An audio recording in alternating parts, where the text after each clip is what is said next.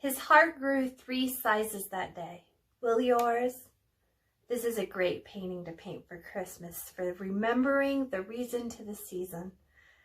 And what a lovely Cindy Lou Who. If you haven't painted in a long time, I'm not going to lie, it's a little challenging, but you're never going to grow as an artist if you don't try. So don't worry. I'm going to walk you through step by step. I'm going to make it super simple and break it down. So even the novice of novice is going to be able to paint this. And I mean, how cute. This is just going to be so super cute on the wall. I know it's going to be a great one for my wall. So get your gear together and let's get painting.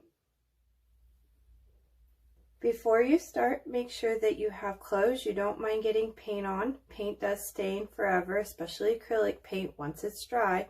Take off all of your jewelry and lay down some paper or plastic over your table so you don't destroy your table. Now for today, I will be using a 16 by 12 inch canvas that has been stretched over a wood frame and is pre-gessoed. Now the easiest way to open this is to turn it upside down flat on a table and then just poke a hole and then pass it through and then pass it through again. You'll notice by doing this, no holes were poked in the canvas and it is much easier to take off the plastic. Now with this painting, you can choose to paint it horizontal or vertical, but because the design that I'm going to be using with the head and the hand, I think that vertical is going to work way better.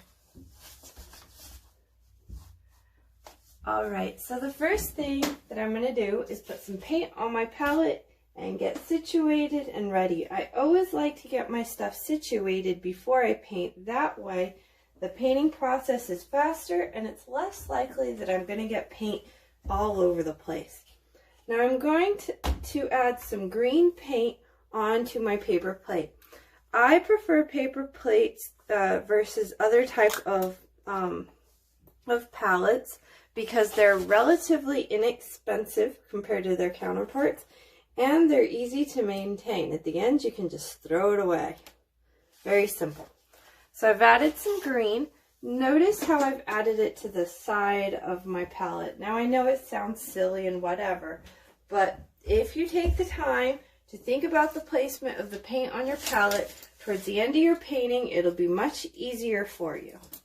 And you will not need to use a whole bunch of different palettes to achieve one look, which is less likely that you're going to spill your paint on the floor or on your clothes because you're only working with one palette versus 5. So be organized with your palette, and also I recommend to only take out the painting you need as you need it. If you take out all the painting at the beginning and you put it all on the palette, what's going to happen is it's going to start drying and then you're going to have to add water, and it's a whole I don't know, for me, I'm not really that into working with dry paint. I like my paint to be a little bit more fluid. You could buy a cheaper quality paint, which will have more water than pigment in it, but the problem with that is that it'll take you many layers to cover the paint, and so you have to put a layer, let it dry, put a layer, let it dry, and that could be annoying after a while. If you buy a thick body paint, which tend to be the little bit more expensive paints, it's less likely you'll have to be fighting with it back and forth to get a nice good coat and for it to adhere. Now I am going to be starting a little bit of an outline, and I'm going to be using this brush. It is a tiny skinny liner brush. It's a nice pretty little point. When I bought it at the store, it came with a little plastic guy that I usually keep. Like after I use the brush at the end, I'm going to put it back into this guy, and it keeps my brush nice and pretty. But right now, the bristles, since they're dry, they're kind of fuzzy and all over the place, and they're not a pretty point. So what I'm going to do is I'm going to dip it into my clean water. I always like to start a fresh new painting with clean water, even if I'm painting a second painting after I've already painted the one painting for the day and I still have my water. I always like to start with a fresh fresh little bit of water. And throughout if your water gets to be gray or black or dark colors, go ahead and wash it. I typically, if mine is like the hue of yellow or maybe an orange, like I don't really seem to need to have to dump out my water frequently.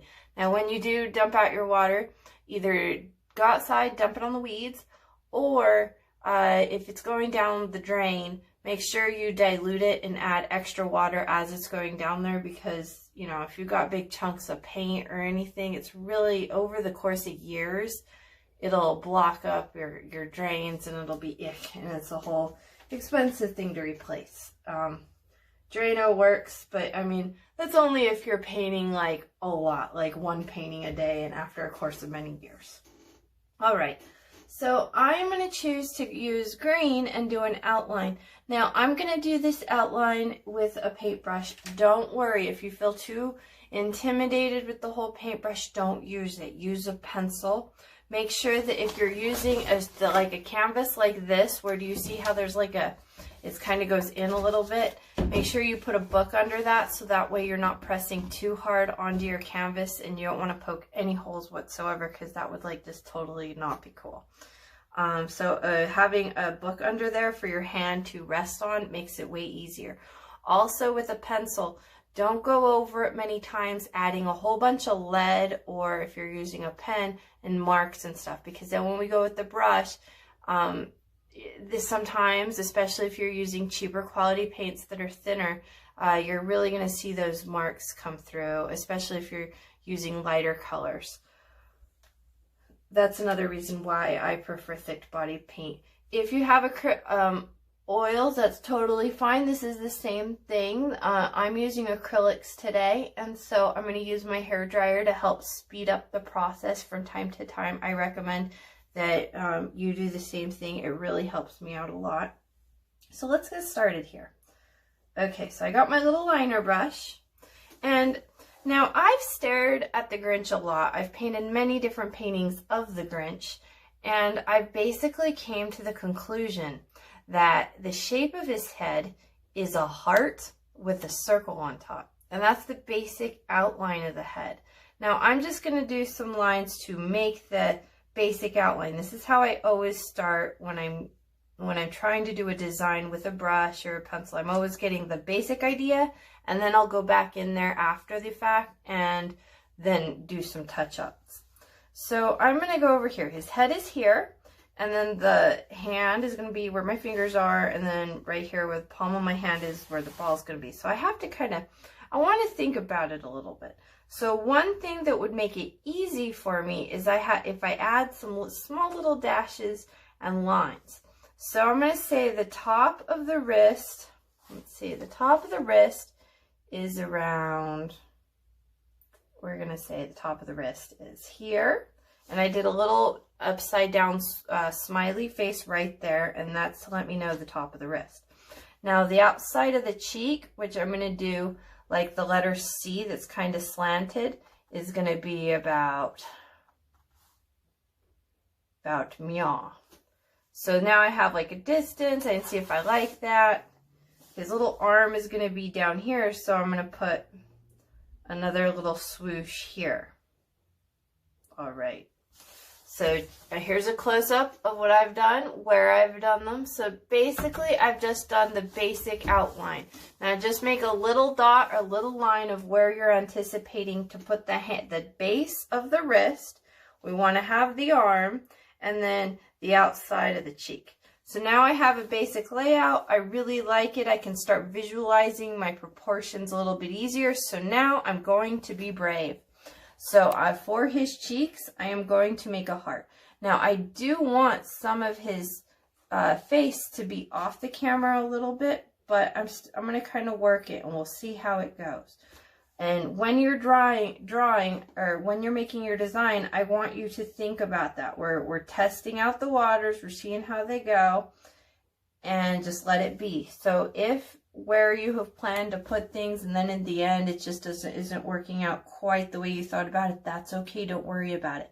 This painting does not need to be exact. I mean, I would say put effort and, you know, try to think about what you're doing, but it doesn't, if it's not coming out like an exact photocopy of the cartoon, don't worry about it. There are many Grinches I've done that weren't the exact copy and they had my own little personality to them.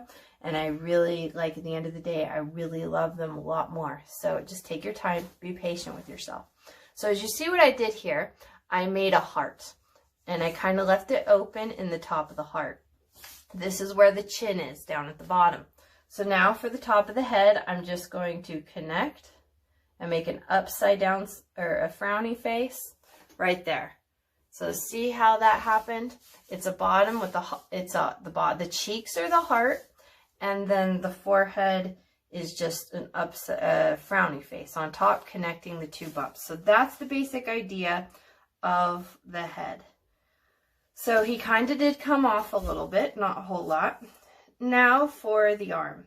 So I'm going to connect how I had the top of my wrist and I had where I want my arm. I'm going to connect that line. And then I'm going to just make the skinniest line. We're not filling in anything at the moment. We're just trying to kind of come up with the basics of where it is, and then we fill it in. So make sure all your lines are very skinny. So I'm going to make this little pinky here. Now the pinky wants to be the smallest of the fingers, the shortest. Notice how I did a smiley face right there that comes down. Okay, so now before I do the middle finger, well, the ring finger, let's skip one and do the index finger. I'll show you why in a second. I'm going to come up here and bring this one down, and it's going to swoosh out. And the middle finger does want to be the longest of his fingers. I mean, look at your hand and study how your hand is. My middle finger here is longer than my other fingers. So now that I have these two lines, I have a basic idea of where that went. Now I can go in the middle and make another one. Now I'm going to give him a tad bit of a bend on his hand. It doesn't need to be much. You don't have to. You could swoosh it out and continue with your smiley faces here. But I feel that if I give him a little bit of a knuckle and a little bit of a bend in his finger, it gives him a little bit of a personality. It's like these little things that just kind of and make it like extra special. So now he's got his pointer finger and his thumb. I'm going to come over with the thumb first. And I'm going to come over and just make a straight line down, and then I'm going to swoosh it out. Now, remember, we still want our middle finger to have appeared as the bigger finger. So that means I need to bring my middle finger around my canvas a little bit. Now, you don't have to paint the outsides of your canvas. I personally choose to. I think it looks cool.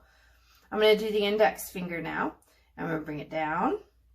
And then this one, instead of swooshing to the right as the thumb did, this one is going to be a tad, just a little bit longer, and it's going to swoosh to the left. So I have the basic outline. I'm going to give him a little fatness for his arm, just a tad bit, just so I can visualize it more. And I like to bring it down just ever so slightly. We're going to cover up. The red is going to happen with his sleeve and everything, but I always like to prepare myself, but kind of a little more on this one. So make it an extra little bit longer on his arm. We will cover it up, but it's better safe than sorry. Okay, so now we have this. So I'm going to go with kind of with this color. I like this color. You can mix your green, have a lighter green if you want, a darker green. It's up to you. I just kind of feel that I like to start with the dark greens first and then add a tad bit of highlight. So there's many different ways. Just pick a green that you like and that you're happy with. Now I'm going to start filling it in using a technique that's, we're going to imply the fur as we add the fur. So I'm going to come in here and make my pinky really skinny and pretty, and I'm going to do little swooshes. Okay, less is more swooshes on this guy. Now don't worry about like making these points really big. All we're doing is filling out the body ever so slightly. We're going to go back around with black, and so when we do that and we're doing the background, It's going to cover up all these little swooshy marks that come out. That's okay. We're going to let it dry and then fill those things back in on top of the green. So don't worry. Unless you're using a really light green, then you're really going to probably want it. If you're using an extremely light green, you're probably going to be more inclined to paint your background black first and then paint white where you want where you want the green to be, and then cover it with green paint. That's how you're going to get your green to be a little bit more vibrant. However, with me not painting everything black on my canvas or starting with a black canvas, what I'm doing is I'm kind of making it go faster in that I don't have to add that layer of white underneath the green, so that way the green is going to pop in color. It's going to save me a whole lot of time. And I do feel that it will also look better as well, because if you notice, as you're doing this, it's kind of, you're pushing and pulling. I'm swooshing out. I'm dabbing down and swooshing out, and a tad bit to the side, just a little bit, ever so slightly.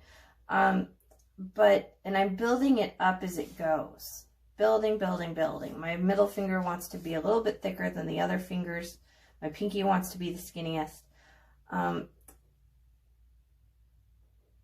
it's like the push and the pull. I can see that there are some areas where the paint has kind of thickened itself up and it's a bunch of it and it rolled off the side of the brush. And then there are other areas in which the paint kind of got dragged across, but yet it still kind of got pulled off in the process. And so when that happens, you get these like lighter tones, and it really gives a lot of dimension. So basically the best way, easiest way to get this, to think about this look, is thinking about adding brush strokes. The more brush strokes you add, the easier getting this method where you see the darker green and the lighter green, because there's white underneath.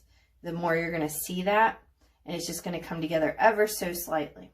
Now, there is a part here where the fingers are pinching and they're kind of touching each other. We do want them to do that in this middle part. I've seen a lot of my students before, they don't do this moment. And this little pinchy moment will make it where the fingers are kind of together and they almost appear as though they've come together as one. By doing this, it's going to be more realistic that he's holding up that string, and that's where he's pinching it. Just like this. Look at my finger. See how parts of it comes together? Same thing with him. So don't let it just be a black space all the way in between the fingers. Okay, so I'm going to make my middle, since I had to make these a little bit bigger, I'm going to take a moment and I'm going to make my middle finger just a tad bit thicker and adjust accordingly on your painting. The closer you get to the nails, the skinnier you want your point to be. And take your time with this. If this video is not going anywhere, so like as long as you need. So if this takes you a while to paint, it's okay. Just keep it in mind, keep it in your head that if you're going to start a painting, you should finish it, because yeah, I've had so many students where they get frustrated, they go away, they get busy, and then they never come back to it. And if you don't, that's sad, and you're not going to push yourself as an artist if you're not practicing your craft. So practice. And you know, if your first one comes out bad, it's okay. You know, just try it again. It's fine. These things happen. I've painted the Grinch many times. He gets better every time I paint him. Okay, so I'm going to come out here and I'm going to start working on the arm, bringing it out. I'm not really worried. I mean, it's going to happen naturally. I'm not really worried about getting those little spikes on the outside of the arm. Make sure you kind of glob up where there should be the arm. Okay, so you know what? I'm just going to take a moment and I'm just going to fill that space in. I'll come back later and I'll fill in that place with a little bit of black. But right now, just mostly worry about the thickness of his arm. Now, as I'm doing this, I am trying to get as many brush strokes as possible. So the reason why I'm starting at the top of the arm and working down is because as I'm swooshing, I'm slightly doing these straight swooshes back into the areas in which I painted. So they're overlapping each other. And that's how you get the fur look. Now, One thing you can do, it will take you extra long, and that's partly why I'm not doing it right now, because, I mean, this painting would be like a 7-hour painting if I did. But as you're swooshing, you can mix in some other shades of green as you go. This is a good technique for fur, to have multi-tonal fur. But since I'm starting with a white surface and I'm doing this, and I'm applying the paint and flicking it off, and as I'm doing that, some of the paint is rolling off the side of the brush, and some of the paint is just kind of, it's like a wiping effect. So I see it's a lot lighter because it has less paint and less pigment. So when I see that, when I do the layers, it helps even more to get that effect, and then it starts looking like fur. Now, if I wanted to, I could go with every single swoosh and maybe add another color. Every 2 to 3 swooshes, add a different color that's within the different shades, and that's great and that's awesome. But honestly, this works for right now, for being cartoony. Now, if you were trying to be more doing realism type work, this is considered impressionism, and it's hyperrealism as well. So it's basically, it's idealized. It's more impressionism. The way that it's identified is not how it looks, but how you think and feel that the object should look. And that's pretty much the definition of impressionism. So yeah, don't be all stressed on yourself that, oh no, I can't do it, because trust me, you can. Just keep up with it and it's gonna happen. You're gonna come out with something super awesome. But if you don't try, it ain't gonna happen. Okay, so now let's get a layer on. I want to do his fur on his face first, and then after we do that, then we're gonna add on the eyes and the nose and the mouth and all that stuff. Now, I'm sticking with my liner brush. You can use whatever brush you want. It will change your results quite a lot. It won't look exactly like mine if you're using different brushes. I have found liner brushes make fur look the most realistic, which is basically a small, skinny round. All right, so I'm gonna come in here and I'm gonna go around his cheek, and I'm gonna keep the idea of the heart. So I'm on purpose trying really hard to keep that curve going on. I'm going to go over it a couple times, but not too much. I'm just going to go over it until I like what I see. If some of the white pops out, that's okay, whatever. I'm not going to fret too hard. Now you can, if you want, you can go over it many times. You can use a flat brush and paint. But by me not fretting and just allowing this to happen, it's going to start creating this effect of simplicity. And that this painting gives it a little bit more texture with the lines and the difference between, there's white canvas, there's dark green, there's a light green happening naturally here. It'll start showing up and picking up those subtle differences. And that's what I think's really going to make this one look cool, and it's, you know, it's kind of my style. But if you go over it many times with your brush, oftentimes what happens is you get a solid type of a look, which could be cool. You get more maybe 1950s cartoon look, which is kind of, yeah, wasn't, I mean, I'm sure, I think the Grinch was the 50s, I want to say. Maybe the 60s, but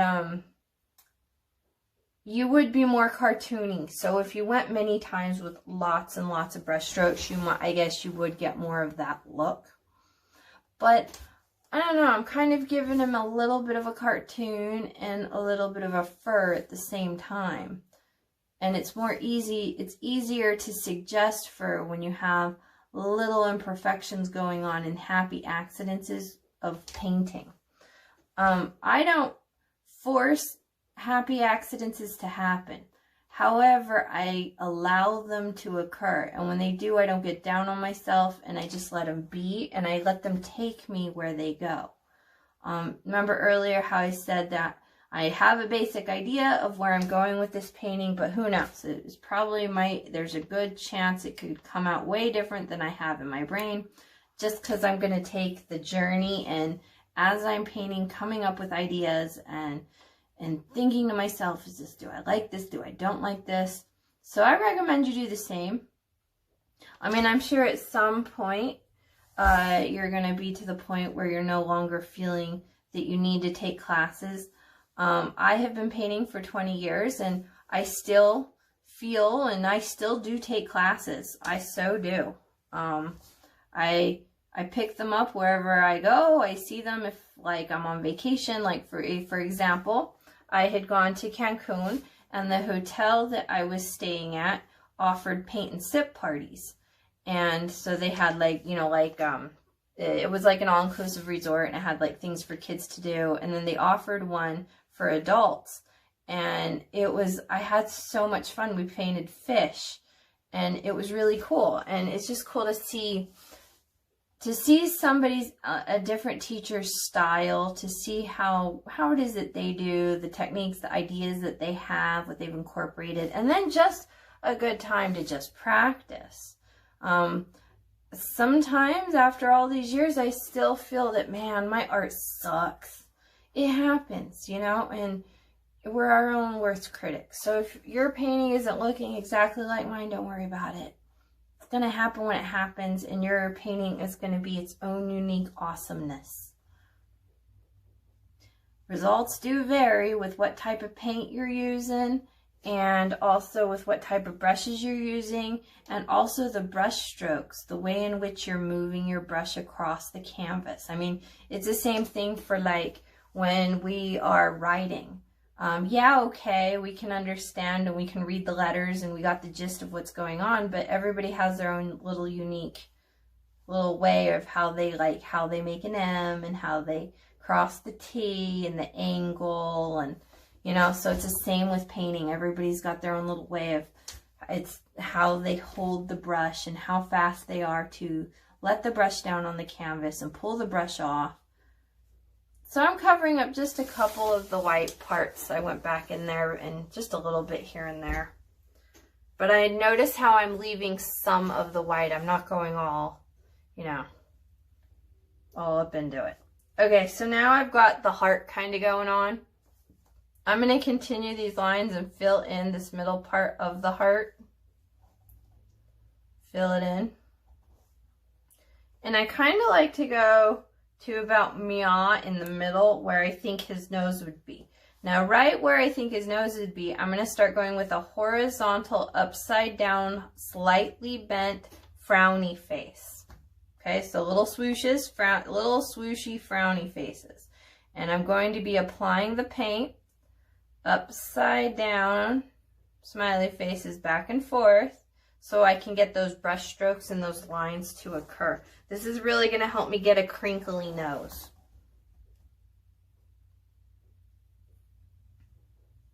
And I'm not really going over both sides of my cheek, maybe just a little bit. And I'm still allowing some areas for the white to kind of show through. So basically by doing that, what it is it's allowing me to be freer with myself. And then at the end, say up to the end, I could come back over and cover up and make some more lines, have brush strokes happening and stuff. But at first, I just like to get a basic layer, especially because I am working extremely fast, really, really fast here. And because I'm working so fast that my paint is staying wet, so I can still go back when I'm finished. I've done a section, I can go back over and re-swoosh it again to get those brush strokes and those marks and those lines in. I'm going to go all the way up until I feel like I've done his whole forehead. And it's still going to be those upside down, the frowny faces, okay? Upside down U's. And they're going to be bent ever so slightly, just a little bit. All these little wrinkles and everything are going to really help for his face and the way that his skin is kind of up over his face. Now, the reason why I am not really continuing a lot of the same pattern with the face that I did with the hand with the spikes is because I'm going to be adding eyeballs and different things to the Grinch. And so that's really gonna, it's gonna be too distracting if I put too much going on. If I've got like 1,000 little swooshes here, it will detract a little bit from all the busy stuff I'm gonna put on the face. But if I was doing this painting and I was like saying I was painting a puppy or something, well, yeah, then, and you really want it to look like a photograph, no, you don't do this. You don't just wipe and put the color on. If you're trying to go for realism, you're going to want to do those extra little swooshes. However, the Grinch is very cartoony, so I recommend we kind of try to stay a little bit cartoony with this guy. And the one way we can do that is by just like more focusing on the way his skin is going to kind of wrinkle. It'll give him more of a superhuman quality.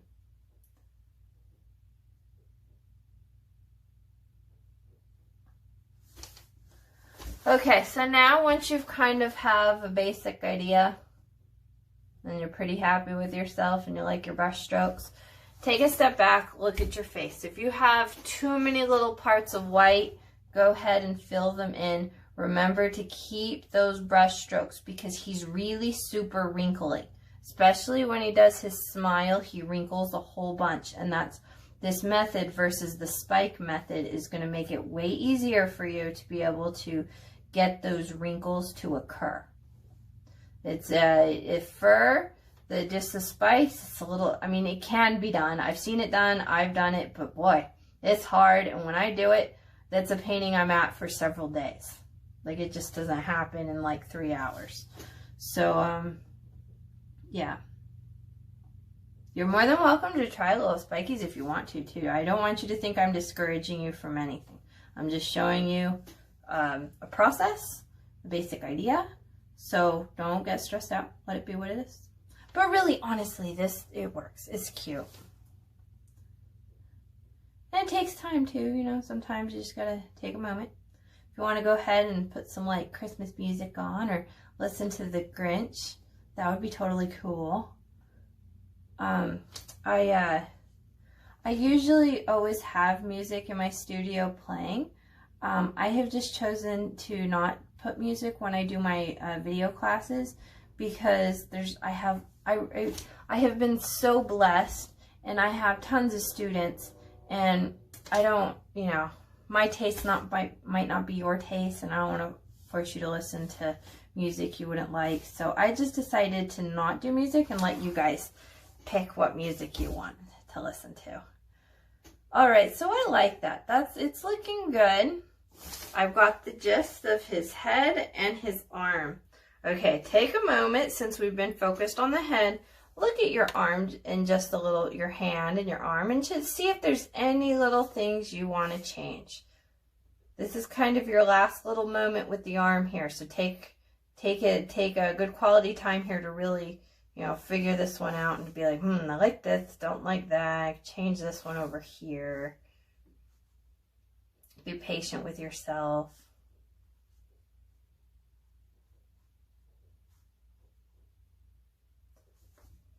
All right. I'm kind of liking my hand. I think it's good. Yep. One thing I did was I think I came too far down here, right here, that I made it too thick. That's okay. I'll go back over with the black. Once we paint black around our hand and our face, it's going to, this look with where we've pulled the paint off of the canvas as we've applied it, you're not going to get it that much once you have the black down and you have to refix it. So take that moment right now to get your dimensions the way that you like them. All right, I'm going to give him a little bit of a neck, just a little bit. Now with here, I am going to do the spikes. I'll do the spikes. I'm going to make them down and make them come up a little bit. Just give him a little bit of a neck. Now, if you feel for yours that where you've put your smiley face, it just doesn't make sense to have a neck right there, do not add the neck. Don't force it. Only put it in there if you're feeling like, yeah, he could use it. Just to make it make sense, you know, so that way he doesn't look like he has a floaty head. But if he's poking out around your canvas, then you don't need to worry because then the eye's going to just fill it in that he's got his neck and there's his body. There we go. So I like it. I think my guy's good. When you're ready, go ahead and move on. So before we go with the background, doing all that stuff, I'm going to block out the area of my Santa suit that is the hat and everything that is red. So go ahead and add a little bit of red onto your palette. Do not add more than you need. I added, I'd say about a tablespoon right there. Less is more. You should always add more later, and make sure that after you add paint, take a second and close your paint all the way so it doesn't dry out. I've seen so many students not paying attention, and then, you know, paint costs money, right? So don't waste your supplies. Go ahead and take a quick moment, wash out your liner brush. We're going to use it again later, but we don't want the paint to dry and to ruin our liner brushes. They are a little bit more expensive brushes, so take care of them. Rinse them out good with your water. Wipe them on the paper towel to make sure the water comes out. Pinch them into a nice pretty point. If they have the little cap to keep them perfect, put the little cap on to keep them perfect. Alright, so I'm going to go ahead and use a medium round. You could use a small round if you want. I think that this look looks the best to be more full and bulky, to use the round brush versus the square brush, because in the square I feel like I get a more of a boxy pattern.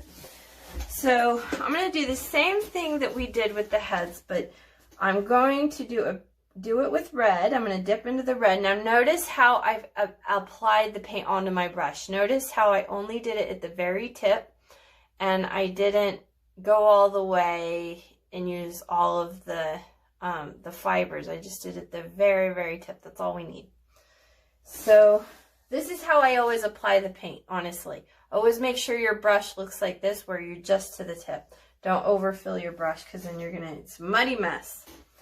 Okay, so now I'm going to go to the middle of his head and do the basic idea of where the center of his hat would be. This is going to come up a little, and then he's going to come down, and it'll be like meow. So now that I have the basic center of the idea, I'm going to adjust accordingly. I'm going to do a right and a left line to where I think that the both sides of it would be.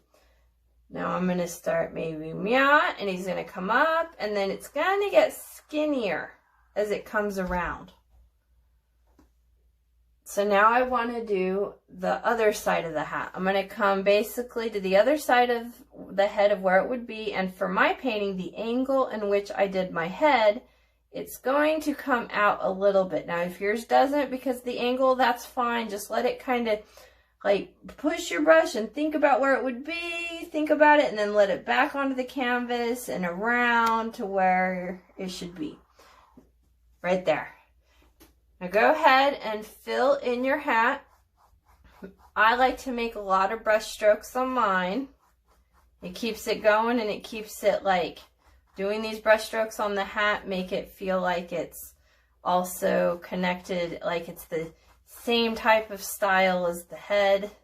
If I overblend on my hat and I'm over, like I have it really clear and I don't have those marks, what's going to happen is it's not going to be looking like it matches with the head that has all the marks on it. And I feel that when you have the brush strokes, especially on fabric, it starts giving a look as though the fabric might not be flat and shiny, that the fabric's got some bends and some folds and some shadows in there. So it kind of just happens naturally. Now don't worry if you paint a little bit where the white is. I used to always fret about, no, I can't paint there, I need white, and it's going to have to put a lot of layers to cover it up. However, when it comes to a Santa hat, I'm just going to have to do a bunch of layers, and then it helps me in the long run, so I have a better idea of where things go and placement. I'm more worried about placement, and I can just spend time later with covering up those extra little parts. So yeah, I'm not going to go over the grain though. It's just, this is helping me to better visualize. Now another thing that'll help, turn your painting around, upside down, and now I want you to see it from this angle, upside down. And I want you to think, does my painting still, which yours, I want you to think to yourself, does my painting look that it would make sense at this angle? And then once you're like, yeah, I think this angle looks good, this dimensions look right, then I want you to turn the canvas onto the side, and I want you to look at it from the side, and I want you to think, is that a good dimension? Does it work? Does it make sense? And then when you're ready, turn it to the other side. So I'm liking what I see here. I think it's pretty good. So now I'm going to turn it this way. Yep, to me, I'm liking, I feel it naturally is in a spot that would make sense. Now I'm going to look at it this way. Yep. All the different angles, I like how it's coming along together nicely. Okay, so now once you got the hat done, let's work on the arm. I'm going to do the same thing, dip it into the red. And I kind of want to do the basic idea. So I know his arm is going to be here. I'm just drawing a little line down the middle to think, where is the here? So the forearm is here. Let's see. I'm going to make kind of like a V with the red here. I want to think, where is the shoulder? The shoulder would be about meow. So that would mean that if the shoulder's here, the wrist is here, then it would mean that the bump in the elbow should be about meow. Because that, you're right. I want to make it balanced. And then also he's kind of, not all of his elbow will be showing because of his body as well. So let's go ahead. Now we have those basic dots of where we think the arm is going to go. Now let's go ahead and take a moment and think, okay, well, where's his body going? And just try to do basic rough outlines. Now, if it doesn't come out good, don't worry about it. We can we can go back over it in black, and we can make it happen in black, and we'll cover up all our boo-boos. So you want his body, his shoulder. Shoulder's going to be here. I'm going to start filling it in. I know there's going to be white here. That's okay. I'm just going to go over it a little bit. Now, the bottom part of his arm wants to be skinnier, and the top part of his arm wants to be way fatter. So I want you to think about that as you're painting. Make his body. Think about where would it be fat and where would it be skinny.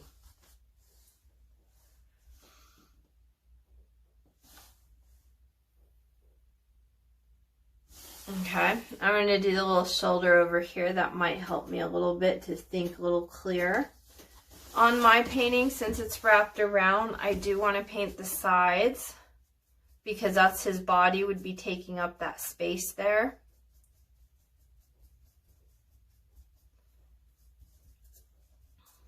I like these canvases because they're lightweight. They're already pre-gessoed at the factory, which means they already have a clear coating, so the paint's going to adhere onto the canvas and I don't have to do any prep work. And then I also, I don't have to buy extra pieces and things to hang them. I can just put a nail or a hook in the wall, which usually I use those plastic, the hooks that are temporary. I use them a lot. I prefer with the bigger canvases to use the larger ones, and I found that the hooks that have the clear tape with them, I find that the clear hooks, they're not as strong and durable as the big fat white ones are. You could, if you had if you have a skinny canvas, you could use Velcro, and I've done that a bunch. You could frame it, but I just find that this is actually more cost effective because frames can really be pricey, and I do make my own frames a lot of the time because of that, and it's just a lot of time and effort. All right, so I've added a lot of brush strokes everywhere. Okay, so now I'm going to do some more effort over here and to think about this arm. I'm really liking this fur. Now, my original idea was I was going to come up here and put the thing and have this all be red. But I just feel like his fur is so cool right here. I mean, it's coming along really nicely. So I'm going to be like, my little Grinch here is really long. So go to where you're to the end. If you want to cover up your green, you're going to have to do a second coat. And if I do the second coat here, I'm going to have to do a second coat everywhere else. And at the moment, we'll see at the end, it could change, but at the moment, I'm really liking all my little brush strokes I got going on here. Like how I can see some parts have darker red and others have got like, here's a close-up of the hat. You see how we can see little marks in there? I'm really liking that look. And if I do a second coat, it's going to kind of hide those brush strokes more. So, let's see, at the bend. So I'm going to come over and bring his body out a little, and this is going to be like his arm. So he's got his body, and then he's got his little arm here.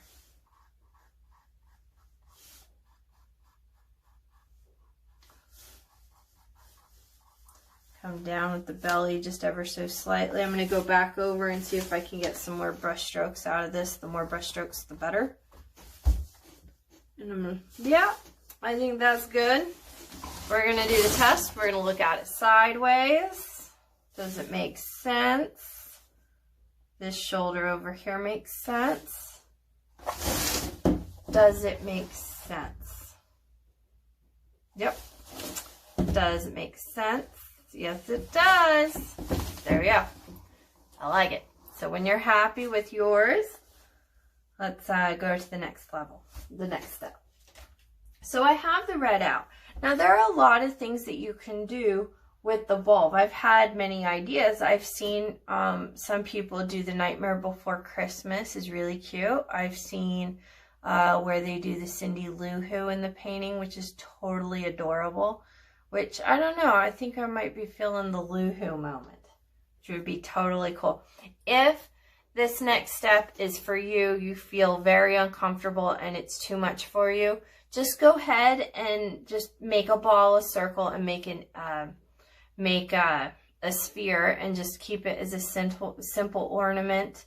But I'm going to take it a step further for those of you that are more accomplished and you want to push yourself and do a little bit more. So I'm going to go ahead and do it.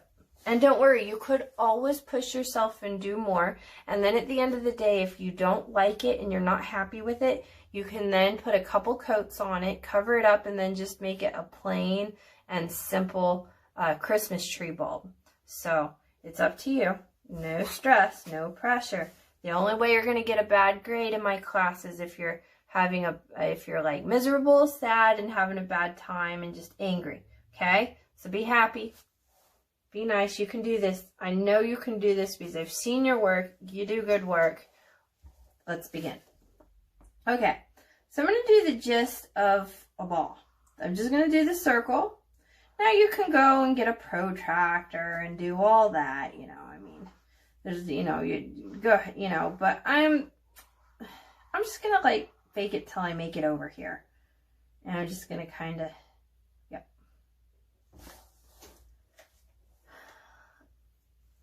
Now, you can do the ball up against your fingers, which I see happens a lot in paintings. But the way I'm going to show you is more as though he's holding the string and it's just kind of dangling, because I feel the way I've done my hand right now at the moment is just, I'm liking the dimensions, it's working out. Could make this bulb a little bit bigger, which would make it easier to do Cindy Lou Who. So you know what? I think I'm talking myself into it. I do this every time I have an idea, and then let's talk me into it a little bit more. Always changing my mind. I'm just gonna make this bulb just a little bit bigger.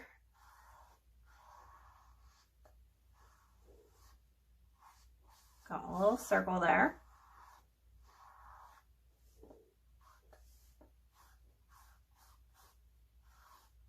coming up and around. There we go. Okay, so now we have the circle.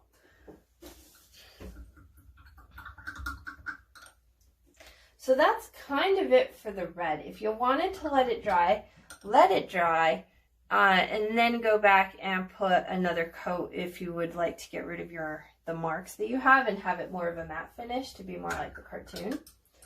I'm washing my brush really good. Oops, wiping off my paper towel. Maybe you might have to go back and forth between your brush and your paper towel a few times. Now let's go ahead and do the little hoe. She looks really hard, but she's not. We're going to break it down into steps, and trust me, you got this. Okay, so I'm going to go back into my liner brush, and I'm going to teach you how to do this, but if you have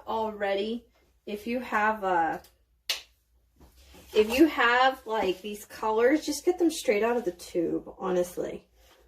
I'm kind of towards the end. I've been painting a lot, and I'm towards the end of a lot, so I'm kind of basically down to the primary colors at this moment because I bought a ton of them because I use them a lot.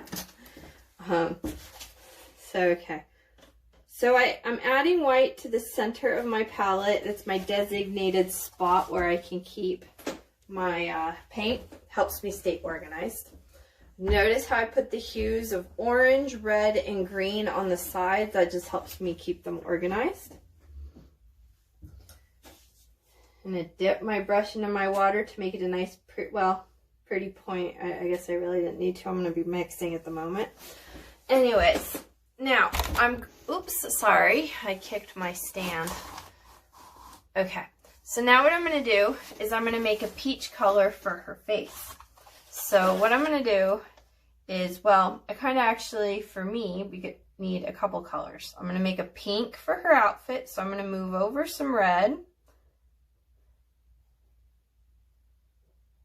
And then I'm going to take some white over here and add it to my red and move it over.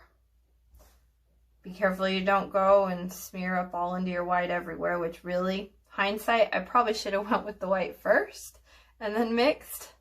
Would have been way easier. But I got a nice pretty pink. I'm happy with my pink. It's working. She's cute.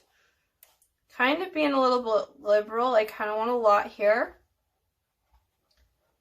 Okay.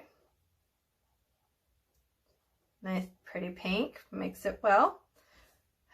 I'm going to go ahead and do her body. Her little outfit. So it's an upside down, it's a frowny face right now. It's kind of, she is half of a circle. We can see 2/3 of a circle for her body. We're not going to do arms or legs or anything. I'll show you how to do that in the middle. So basically do a gumdrop, upside down smiley face, and then fill it in. We want it very rounded. All right. Once you got something you like and it's rounded as a gumdrop. Okay, so now I'm going to keep that pink because she has ribbons in her hair. But what I'm going to do is take a tiniest bit of orange and I'm going to add it into some of the pink. And it's going to give it a nice little hue. Oops, I think on mine I accidentally added a little too much orange. Too much orange. Just a little orange to the pink. Okay, so to remedy my little bit of a boo-boo of adding way too much orange, I'm going to go ahead and add some more white and really lighten that up. And keep working with it until you get a skin color that you're happy. Now her hue in the cartoon is really light. She has really light skin. You possibly could have just done orange and white together. The problem with only doing that is if you don't add a touch of pink in there, what happens is your light orange is more peachy. It doesn't have like a human quality glow to it. The pink is what gives it a little bit of a rosiness for the glow. Okay, that's good. I like it. That's good. Okay, so now for her head.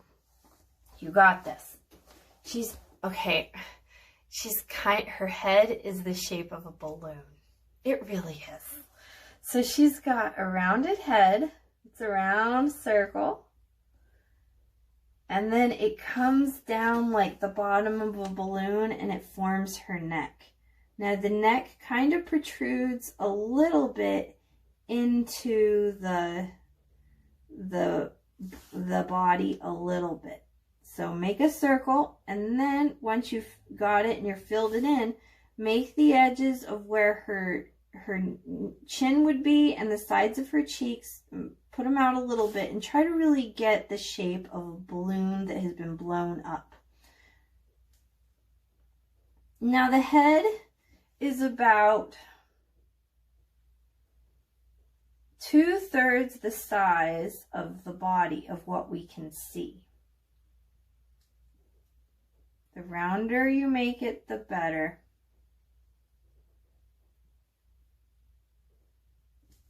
You could possibly go a little bit oval, but I think I'm liking it more round. It seems in my memory, it's rounder seems better than oval. So make sure you got the neck, and then it kind of protrudes into, it comes down into the body just ever so slightly. Now what we're going to do is we're going to add some hair. So add just the ever smallest amount of yellow.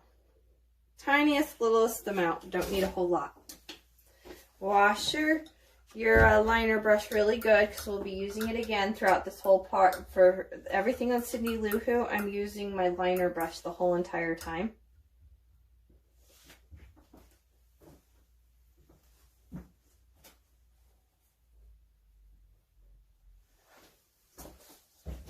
Alright, so now that I have the yellow, I'm going to come in here with the liner brush. I washed it, I pinched it into a nice pretty point. I'm only applying, I have only added white to the tip of my paintbrush. Don't need a whole lot. Now I'm going to go around her head, started at the temple, and I'm going to work it around and try to get the nice evenness between the right side of the head and the left side of the head.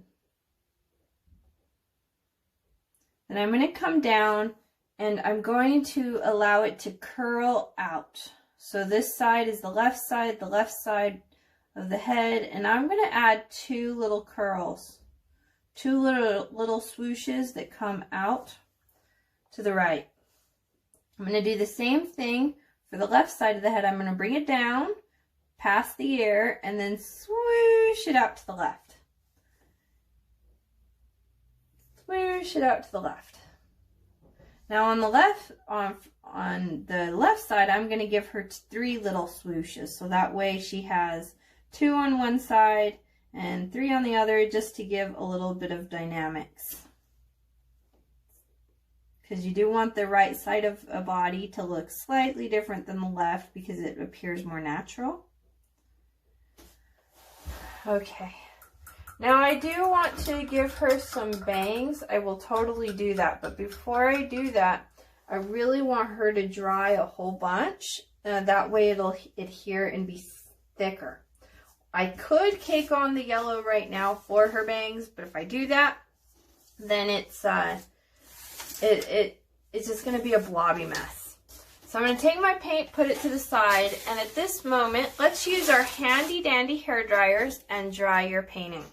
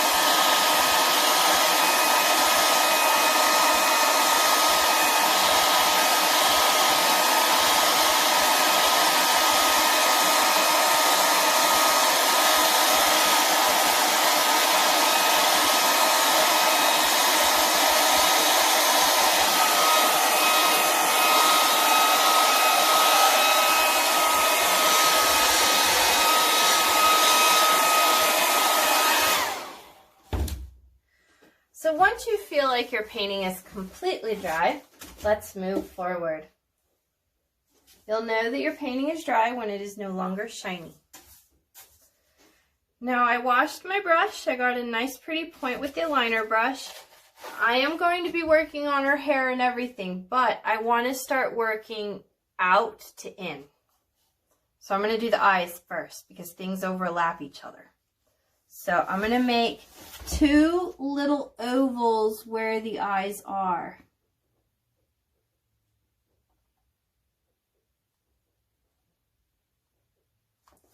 Make sure you're using pure white.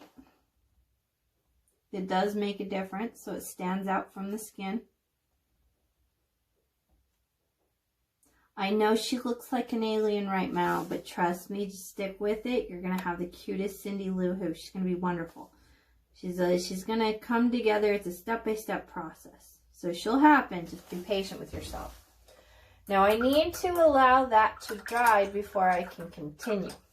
So in the meantime, while I'm waiting for it to dry for a moment, I'm going to go ahead and take my red, clean my brush really good so that way I don't have any more white. I'm going to dip it into my red, and I'm going to go around and fill in the rest of the bulb. And I'm going to be really rough with it to try to let those marks happen.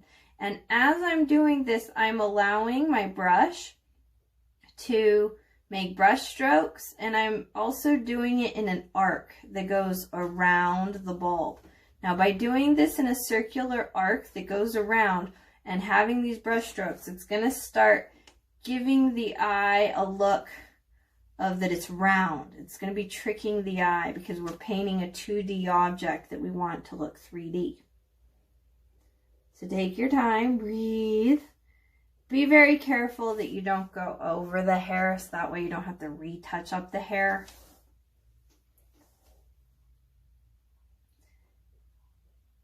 I'm not using my brush horizontal or anything. I'm trying to just continue the circle motion of the circle itself, that outline circle.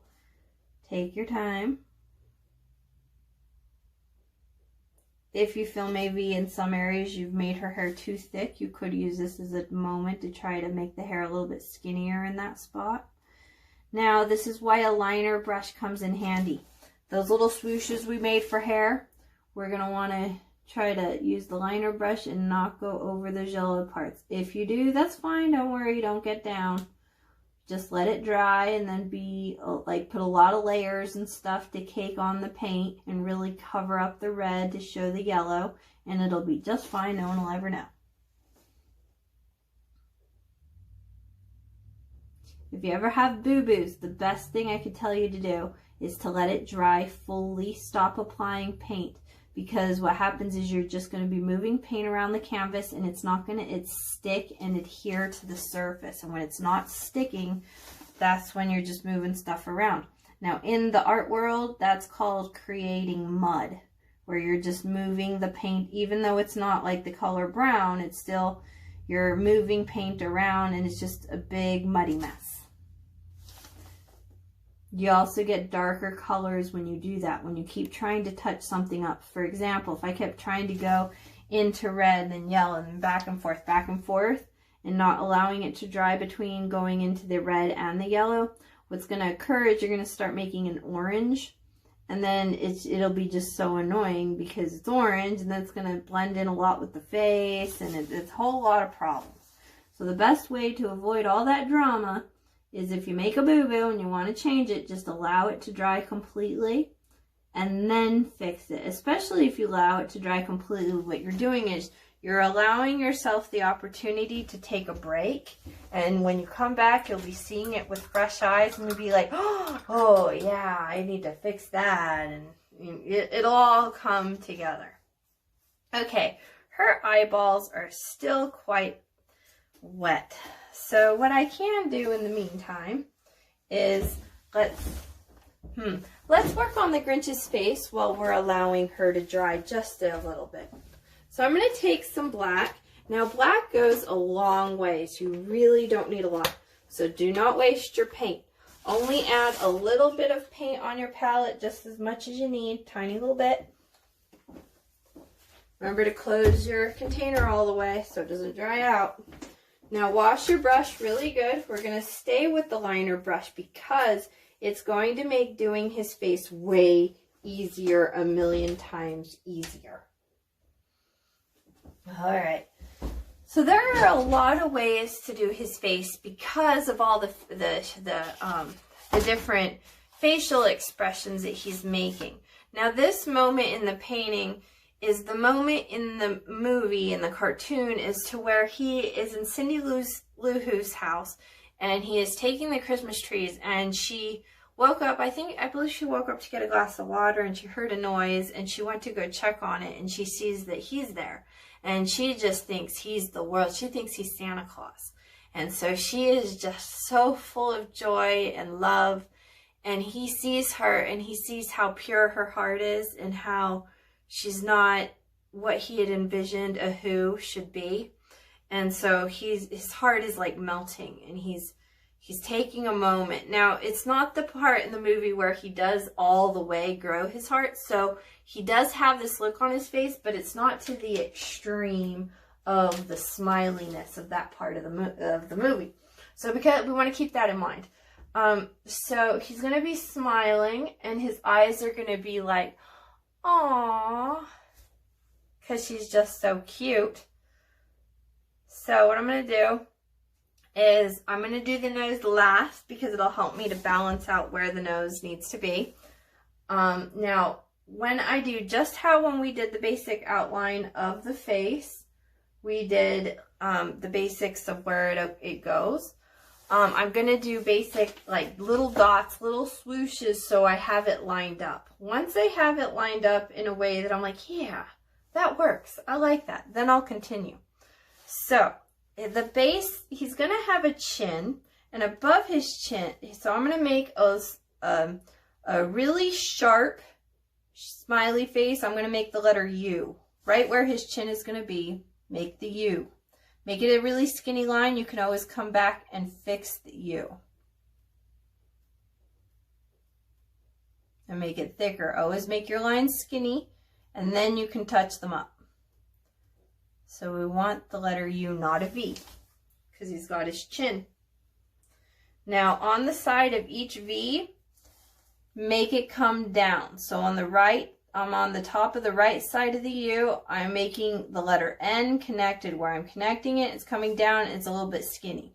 Likewise, on the left side, I'm doing the same thing where it comes down ever so slightly. So there is the chin. Almost looks like it's an upside down. Here's a close-up. It looks like it's an upside down mustache. And it's kind of thick on the U part, and it gets skinnier on the ends. Okay, so now we got that basic idea. Let's do the sides of the mouth. So we're going to do two horizontal things that are going to be squiggly. So I'm going to make a really flat, stretched out S. It's going to be on its side. So here's one. Let me do them, and then I'll show you a close-up. So really, it's a wavy horizontal line. I'm going to do the same thing on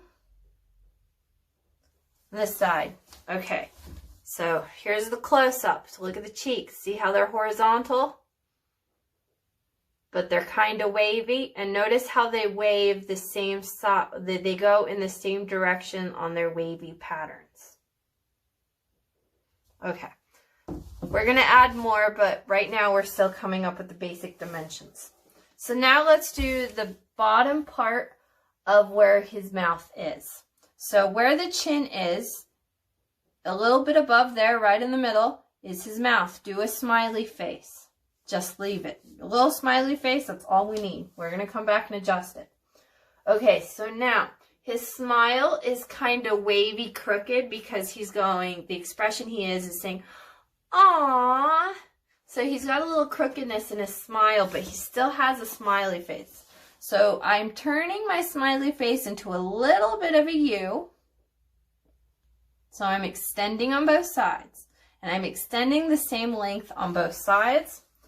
It's going to then be curving around ever so slightly. So the one on the right will be curving back down and to the right ever so slightly, just like that upside down mustache. And then I will be doing the same thing on the other side with a slight curve and a bend. So it's like the mustache, but here's a close-up. Notice how it's a little bit longer. It's a little bit longer. Okay. So now I'm going to kind of work from the cheeks, and I'm going to bring those down a little bit. Now the cheeks want to curve. They want to curve in just a little bit on both sides.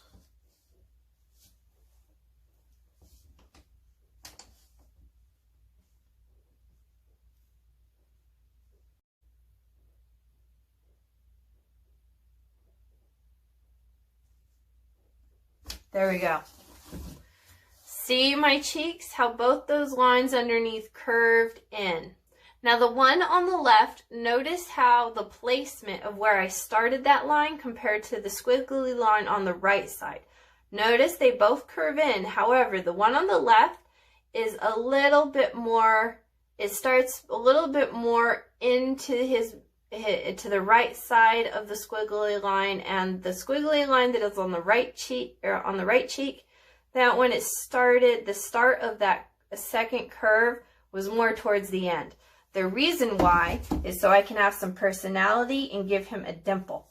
So I'm not going to do anything to the right one. Now on the left one at the top here, I'm going to make a little tiny curvy line, just a little one that curves in. And that is going to create a dimple. Now, it does not look like a human dimple. It doesn't. It's going to look like, having those two little curvy lines is going to make it look more like a wrinkle. And notice how the second curvy line I put on that wavy line is way smaller, is not as long as the other one. Okay, it's just a little tiny comma. Okay. So now you can see where I'm going here, that we need to connect both. The smile has to connect all the way. But like, for example, right here on the right, I've got it coming out, and then this one's going the other direction. I need to get them so that they kind of start waving into each other and they're connected. And it's a wavy line. Do not make it straight. So here's a close-up of the right side. See how it's all super wavy? Now I want to do the same thing on the left side. I want to make that wavy as well and try to connect them. I'm just trying to make one wave. Make sure you keep your line skinny. You could always add to it later. There we go. Now here's a close-up of my smile. We have a nice, beautiful, wavy smile. And it's kind of wavy on both sides where the curves of the wave match.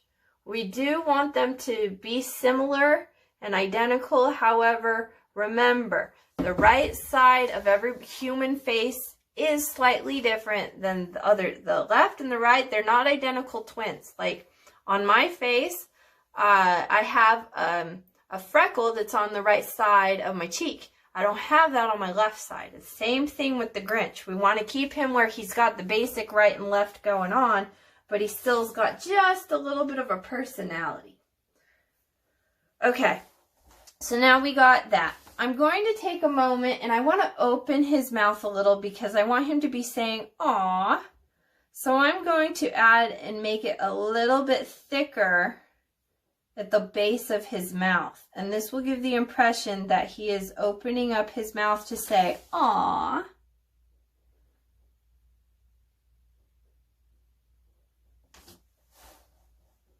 Okay, so once you got that, let's go ahead and do some eyes.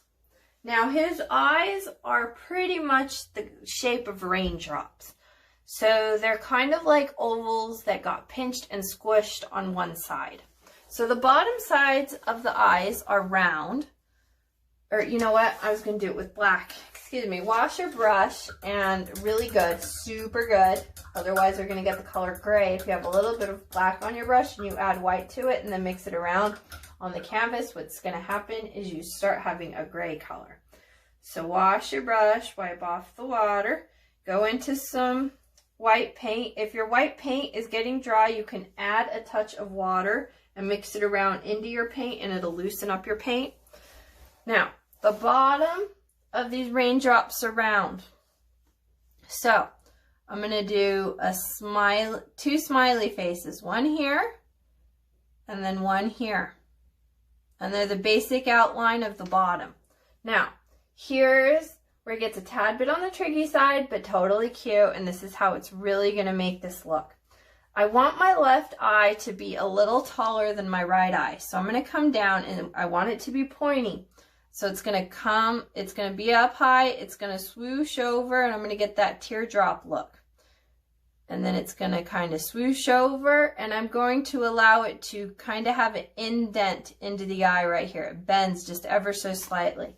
So here, I'm going to fill in my eye, and then I'll do a close-up so you can see how my eye looks.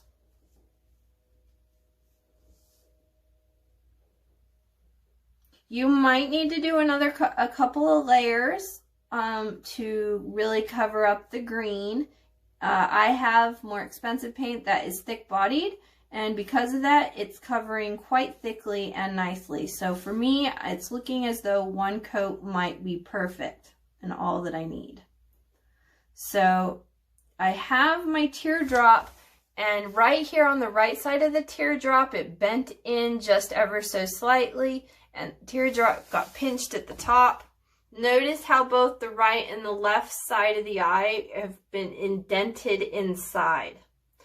By doing these two little indents on the right and the left side of this teardrop, that's really going to give him that "aw" look in his eyes, and it's really going to tell a big story. Now, with his other eye, we're going to be, it won't go up as tall as the other one, and it'll do the same thing.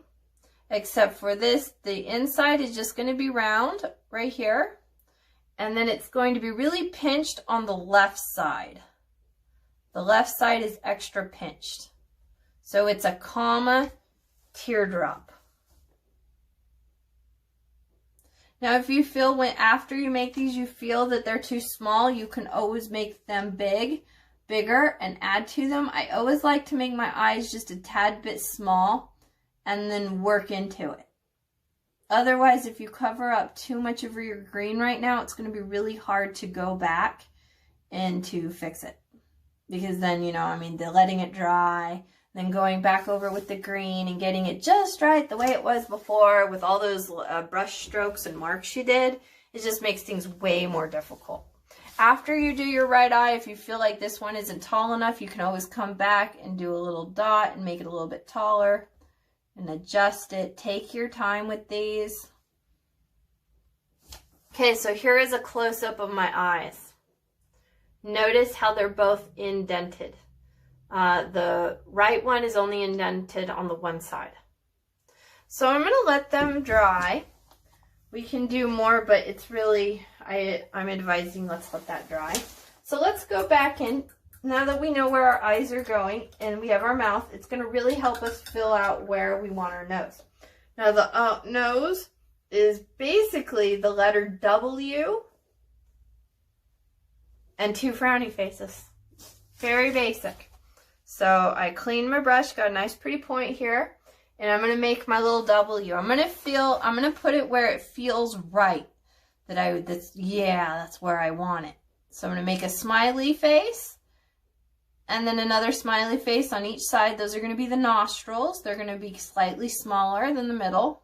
Mine accidentally, while I was talking here, ended up being identical size. So I made it a really curvy W, not a pointed at the bottom W. So 3 smiley faces touching each other. At the end of each smiley face, I'm going to do a little tiny swoosh down. Almost as if I was trying to make this W look a little cursive. Here is a close-up of my nose.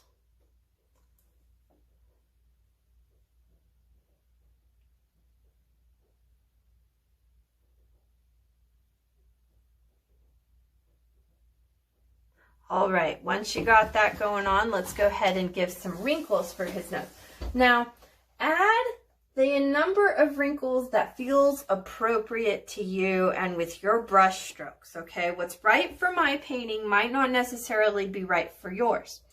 So remember how we did those brush strokes and we made frowny faces when we were doing the top part of his head, between the bumps of the heart? I'm going to use those as a grid of an idea and follow that arc.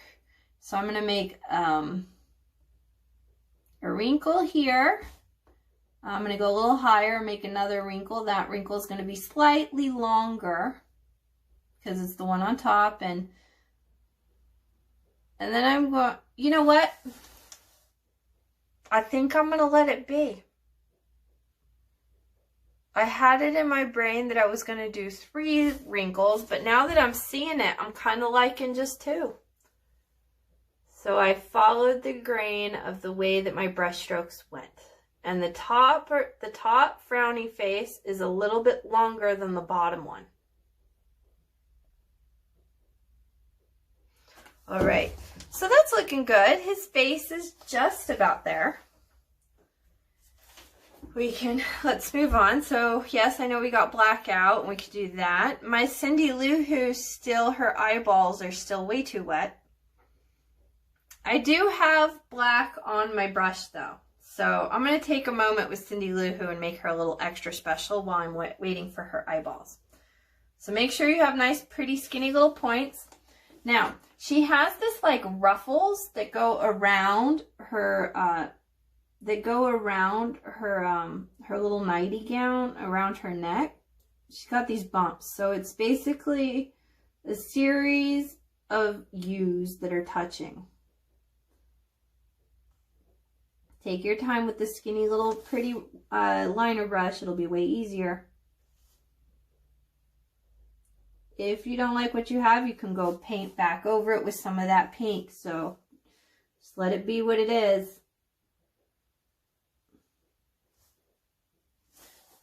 So on mine, I have given her 1, 2, 3, 4, 5. I've put 5 U's right here.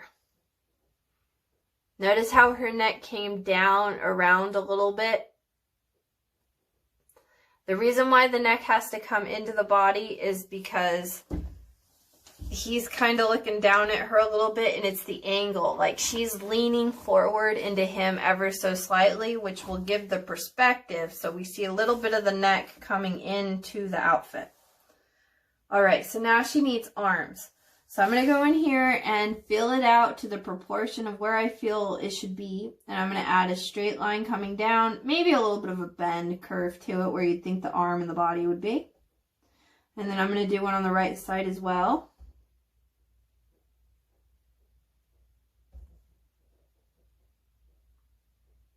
Make sure they're even thickness.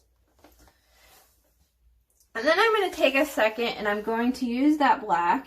And I'm going to do not from the bumps, but from down from where I made the ruffles. I'm going to take that as my point and I'm going to work that line down and I'm going to outline her body. This will really help that pink stand out from the red.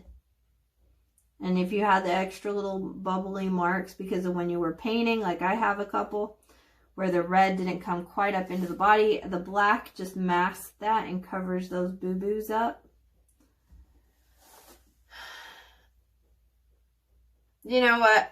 I'm going to go into her neck a little from the neck and I'm going to make that come back and over.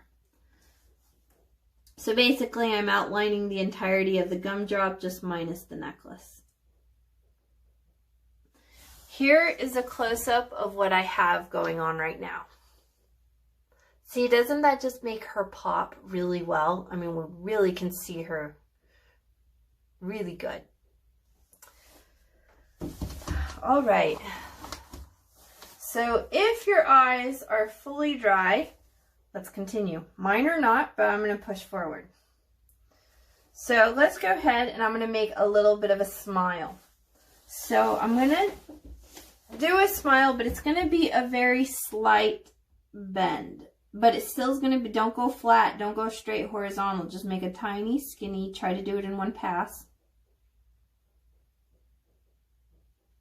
Little smile. Now on the ends of each smile, do a tiny little smile. Now this is super cartoony,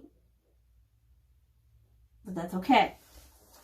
So there are 3 smiles. There's the one big smile. Here's a close-up. The one big smile of her mouth, and then on each ends of that, she has 2 little smiles. Now in the middle of her main smile, we're going to make a chin, and it's going to be tiny, skinny, skinny, skinny. There we go. It's almost a dot. Check this out. Look at, here's a close-up of the chin. Now see how she's slowly coming together? It's going to take time. All right. So let's see. Now let's go ahead. I'm going to take a moment and wash my brush, get it into a nice pretty point. I feel like I haven't pointed out my pointed it out in a while, and it's kind of blah, and I don't want thick lines. So wash your brush and put it into a nice pretty point. Make sure your brush is a little moist so they stay into a nice pretty point. Dip it in ever so slightly. Don't press down hard on your palette when applying the paint because you want to keep a sharp point. Now I'm going to add tiny little flicks, little commas that are going to go up, and they're going to be her eyelashes.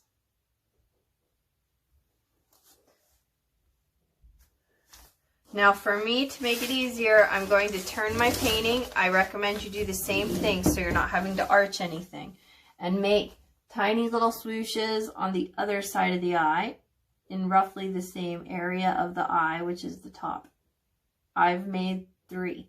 I've put 3 on each side. And then what I'm going to do is I'm going to make her little eyebrows. Now they're just going to be little commas here. So right where little comma, they kind.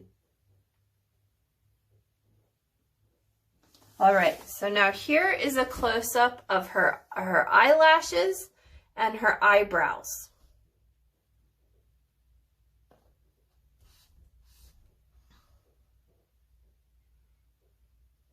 Just on the top corners.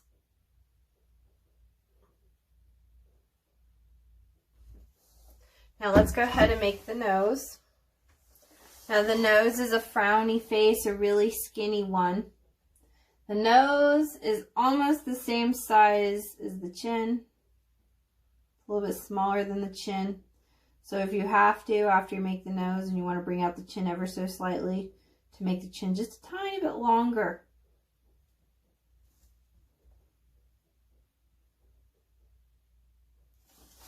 So here is now a close-up of what I've got with the nose.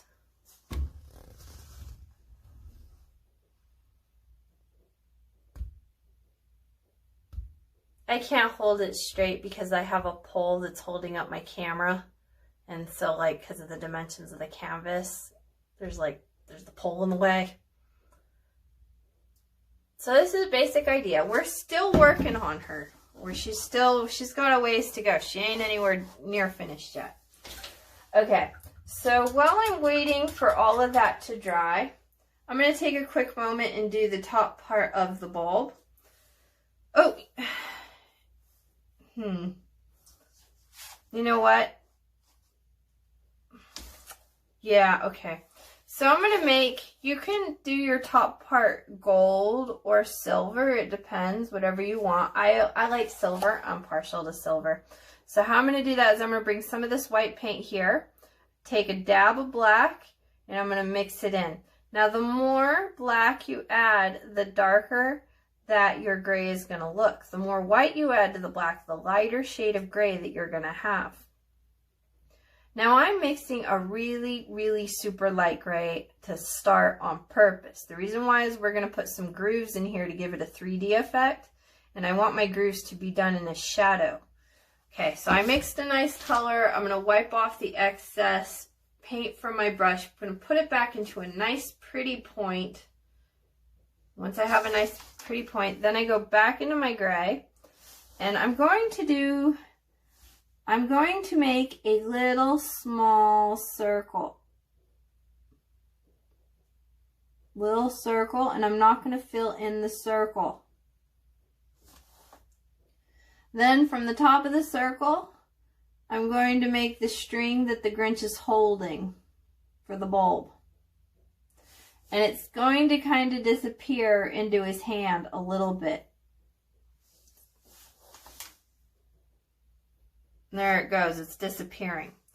Now I'm going to take that gray and I'm going to do an isosceles trapezoid, which is basically a square that one side of the square is a little bit shorter in length than the other side. I want to have my shortest part of my square on the top part and my longest part on the bottom. And I'm going to take it down into the red just a little bit and curve it out at the bottom, which makes this more of a trapezoid than a square. And then I'm just going to fill it in and adjust it as needed. So here is a close-up of what I have.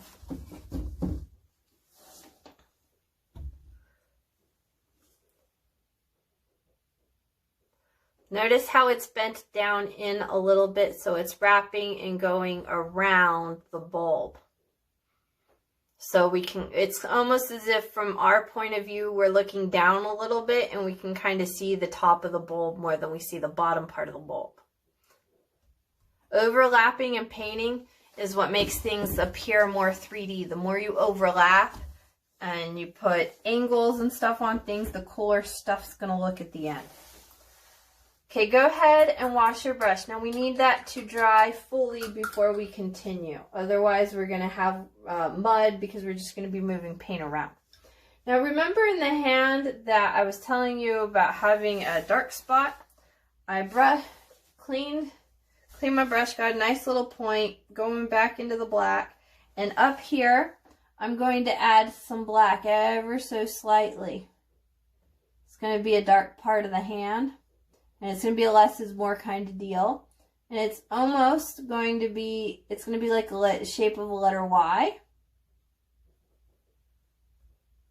I'm basically making a Y. And this is really going to help with his hand, that his two fingers, we're separating the fingers a little bit.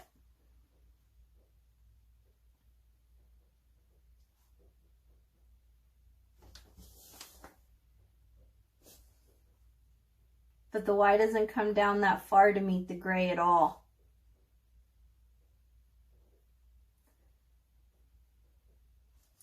So here is a close-up. That just gives it a little bit more 3D-ness to the hand, that we separated those fingers ever so slightly.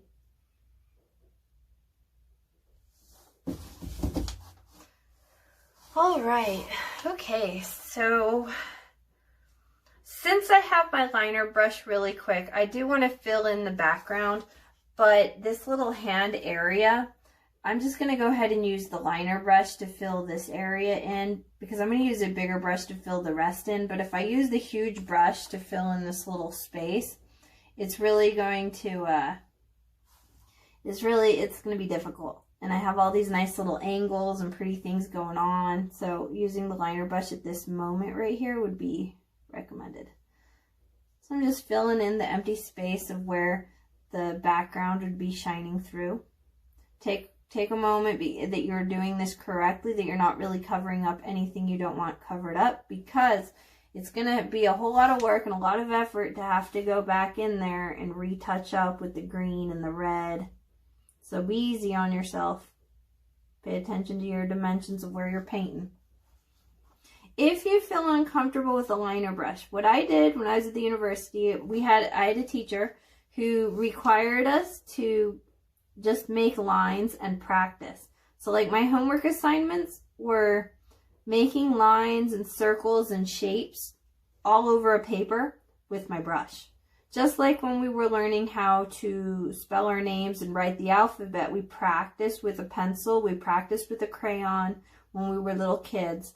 Do the same thing with the liner brush. The more you practice and you're familiar, the better you get. I mean, over the years, because I use liner brushes in almost all of my paintings, I do feel that I have better dexterity. I'm doing way better with my work than I used to be. I feel like I've totally grown as an artist. Now, if it's easier for you, go ahead and turn your canvas when you need to. That way you're not straining your neck, and your hand position is in a good place where you feel comfortable and you can really get those turns and twists where they need to be.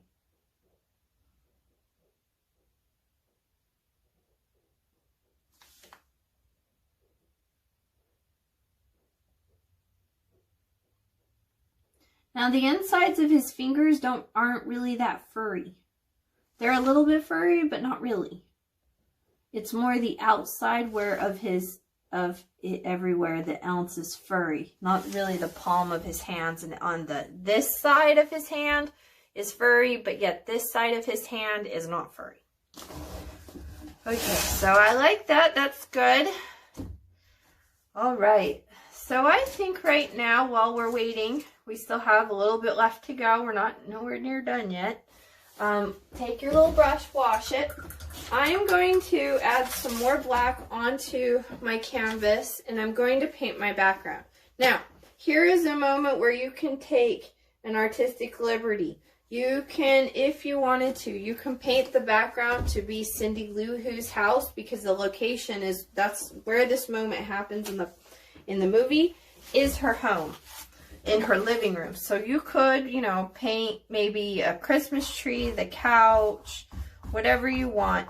However, I'm going to choose not to do that here on my painting, solely because I want the focal point to really be them and the moment that they're having. And I don't want the background to detract from that, that it's so busy. And then also, it's cartoony. You know, it's like, you know, in The Simpsons, like, there's not a lot of detail in their backgrounds. It's very basic, very simple. I'm not trying to make my thesis and my magnum opus here. I'm just, you know, so black will be just sufficient. And then also black is appropriate because during the movie when this happens, it is nighttime. And the room is really dark, and I think it's lit by the moon is really dark, and it's lit by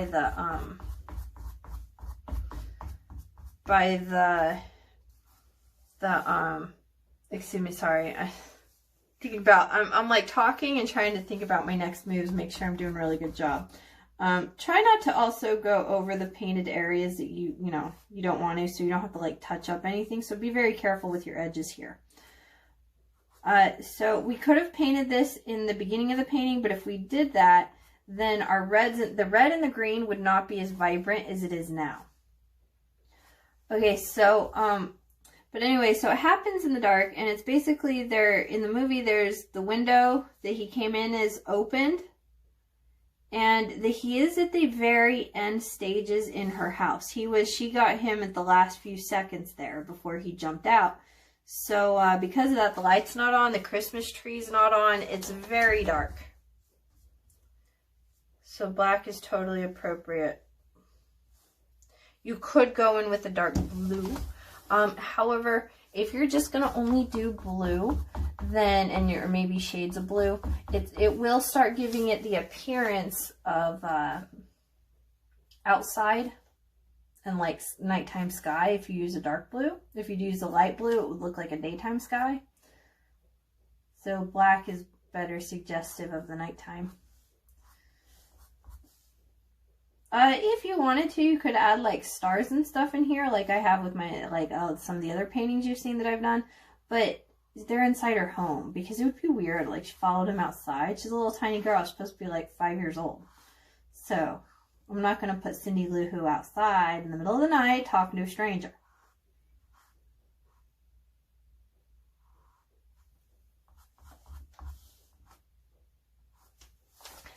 When you need to, turn your canvas. Now, okay, I am painting on a 16 by 12 inch. And commonly, a lot of people paint 16 by 20, 8 by 10. Now, the bigger the canvas that you have, the longer it's going to take you to paint. Pretty common sense there, but it's something you just don't think about, you know? I mean, it's not like up front in the mind. So if I'm painting this and it's going super fast, it most likely is because your canvas is just bigger than mine. It takes longer. And naturally it happens to me. Especially when you're really trying to do a lot of detail work with a liner brush and you have this like huge canvas. Yeah, it's supposed to take forever. And at this point of the painting, if you're really fatigued and you feel worn out and like your back hurts, your neck hurts, means you're sitting wrong and weird. But then it also is a good sign that you're really working it, that you're putting in that effort and you're trying. Because, you know, your brain is a little bit exhausted from thinking a lot. And so it's good. It's a good sign. If you need to take a break, go ahead and do that. I take breaks all the time. I don't need a break at this moment while I'm teaching because, I mean, this is my profession. I do this full time. And I paint around 2 to 3, sometimes 4 paintings a day. And I teach a lot of classes. And so for me, I have the endurance because this is what I'm doing. And I'm able to, you know, I'm able to do it. And I'm, of course, you know, when I'm talking 3 to 4 paintings a day, I give myself an 8-hour work day to do all my computer for coding on the website, to do the social media, respond to customers, and also teach my classes as well. So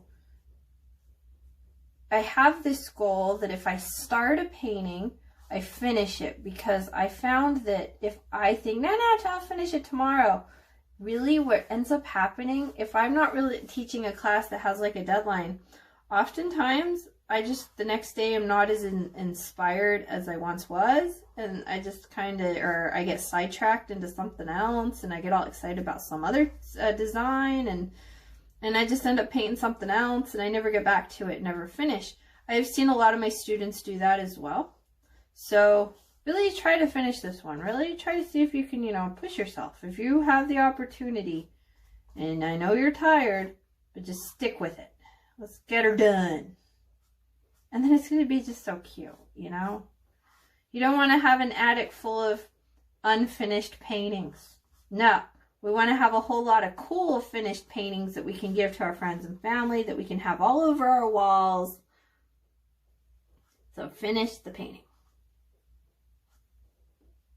Make sure your circle's kind of round. Now is a moment when we do this black is times where we can go around and really touch up our angles and make sure that they're as pretty as we can get them. And that our dimensions are good. And if we need to fix a dimension, for example, right here, if you made his arm too thick and it's just not working for you, then go ahead and use the black and cover up some of the red and fix the dimension.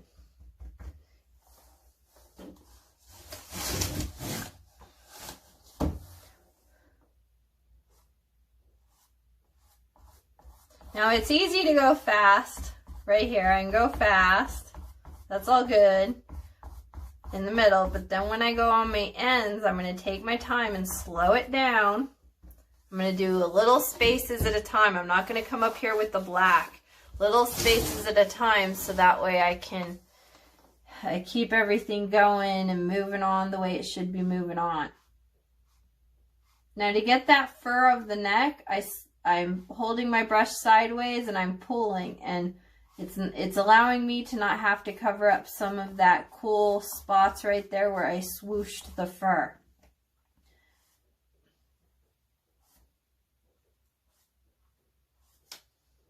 Now right here I'm going flat with my brush. I'm using the big square flat brush. Now you could be doing this with the round brush. That's totally a thing.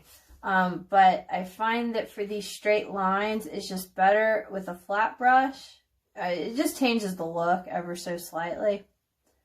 It does give me a box pattern though when it comes to like the areas of between, because I do have a lot of brush strokes in here. It may seem as though I'm using a lot of paint, but really black goes a long way, and I'm actually not really using hardly any paint at all. and it's just black is it covers just so nicely. But I can really see, I don't see white shining through, but I see areas in which there's a lot of thick black paint, and then some areas where there really isn't any at all.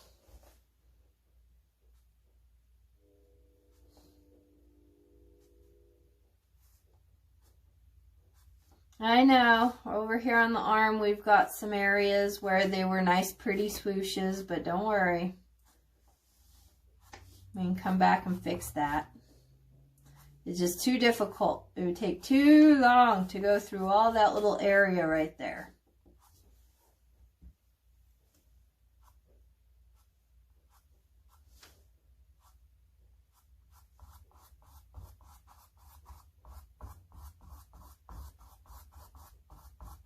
Now, when in these middle parts, I am trying to put my brush so it swooshes in many different directions.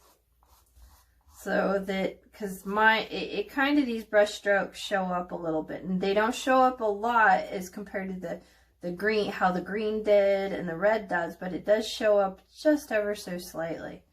And by having a mixture of the direction of the swooshes, then it makes the background a little bit warmer and textured.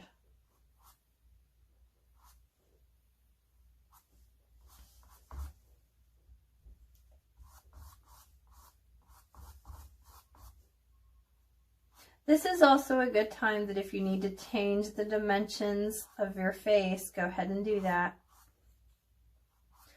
But be careful, because once you do it and you hate it, if you do, then it's really hard to get back, and you're going to have to do a lot of work to get that green to come back and look right, like to match the rest of the face. Now right here where the bulb goes, I'm just going to go ahead and paint that just to make it easy on myself.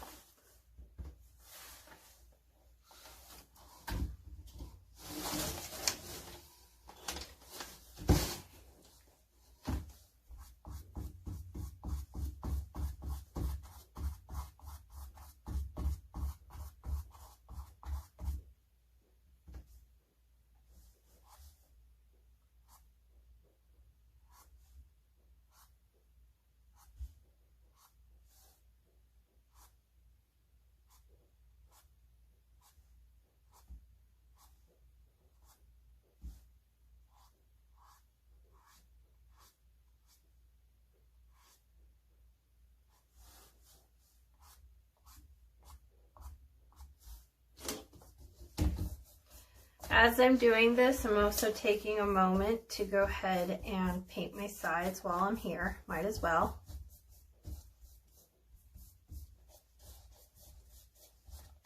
Remember to turn your head so you're not straining your neck. If you're straining your neck all the time when you're doing this and you're sitting in a weird way, you will get fatigued way faster.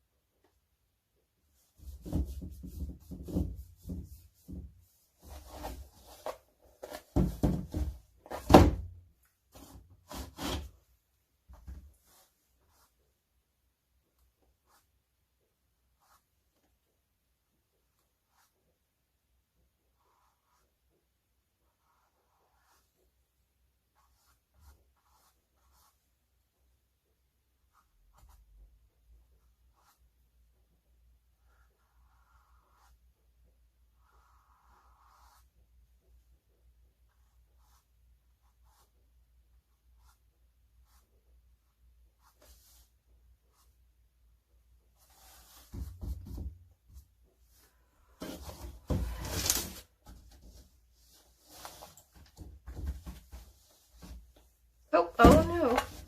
I caught myself. Look what happened. I got a little white when I was dabbing my paint and I wasn't paying attention. So I'm going to wipe this off. Get all that white out of my palette. When you have a big glob of paint on your brush, wipe it onto your paper towel first and then dip it back into your water. This will help keep your water clean for longer. If your water is the same basic color as mine, you're doing good.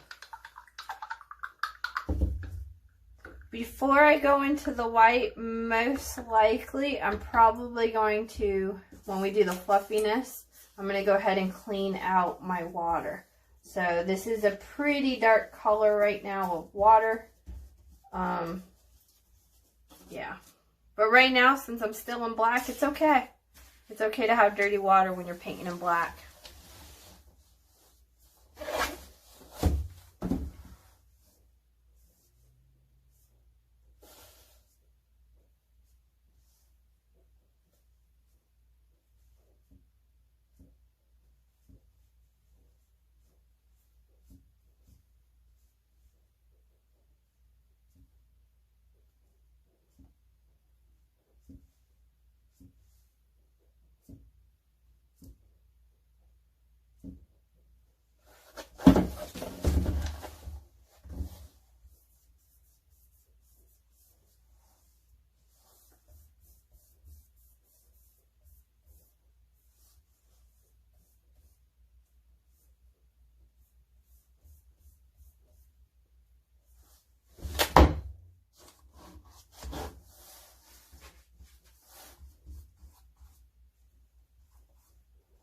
So I'm kind of going up a little bit where the white would be.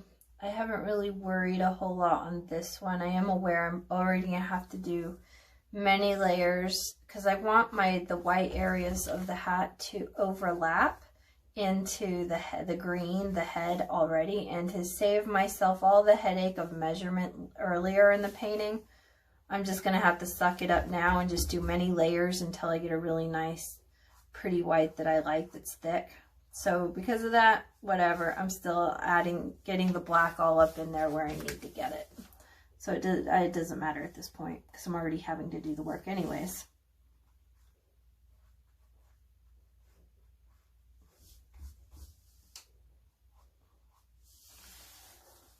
Now in the future, mostly with all my paintings, I always do the background first. But with this cartoon look, I really wanted the green to be very bright, vibrant, and poppy in color. So that's why I chose not to start with everything being black.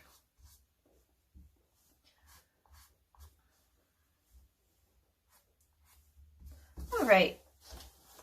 I'm liking it. It's coming together. My little Cindy Lou Who eyes are still white. I dabbed a whole lot of paint. And his eyes are also still super white. I'm going to take a moment here and use my handy dandy hair dryer.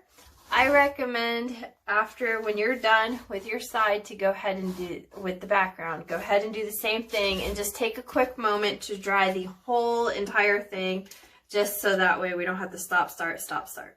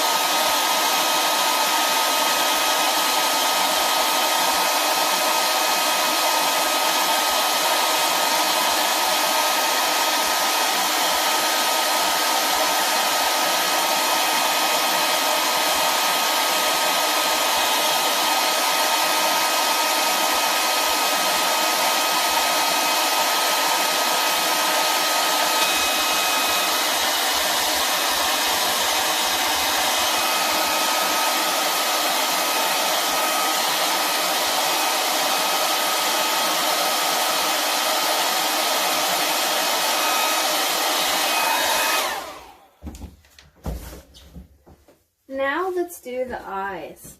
So for the eyes, I'm choosing to do the color blue. So add just ever so slightly the smallest amount of blue onto your palette. Take your liner brush. It'll be way easier to do this with a liner brush. Make sure it's a nice pretty point and it's clean and it doesn't have any black on it whatsoever. Make it a nice pretty point.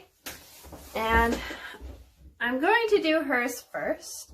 They are little ovals inside of ovals. And she is looking up at the Grinch because she's a little tiny girl. So she's got her little oval.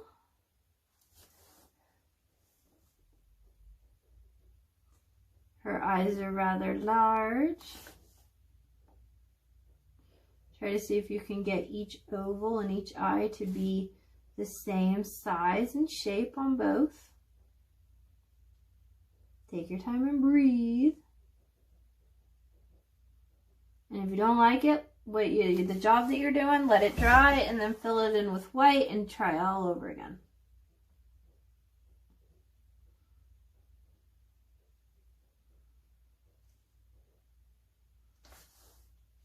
Now I'm not going to worry about a pupil and all that kind of stuff. I'm just going to do the blue part in her eyes.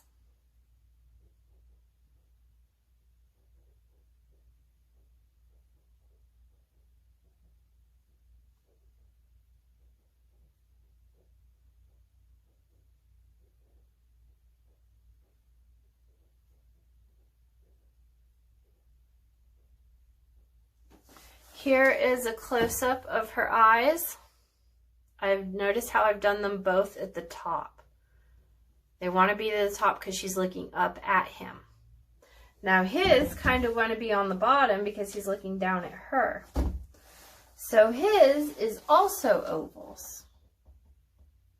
If it helps, turn your canvas so you don't get all cross-eyed over here.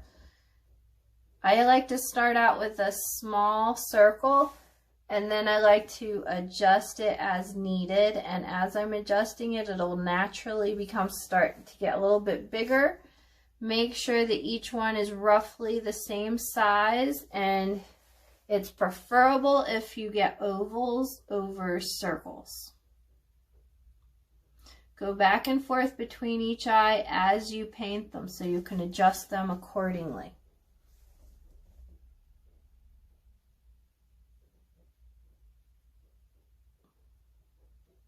Now I'm not going to do pupils on him either, and it'll make it easier so that he doesn't look cross-eyed. If I add pupils and they're not even, he will have that look. It's easier to obtain the look of cross-eyed. Okay, so now what I'm going to do is I'm going to turn my canvas and then see, does it look good from this angle? If it does look good from this angle, I'll turn it again. If it doesn't, like I didn't like this one, I'm going to adjust. Make these a little bit more ovally.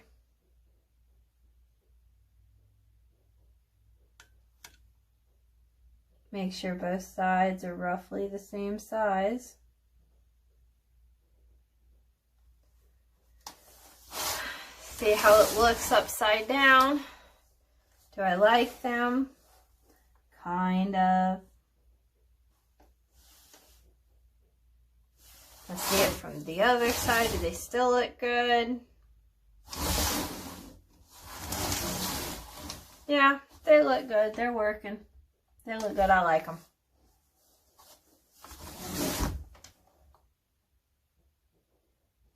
All right.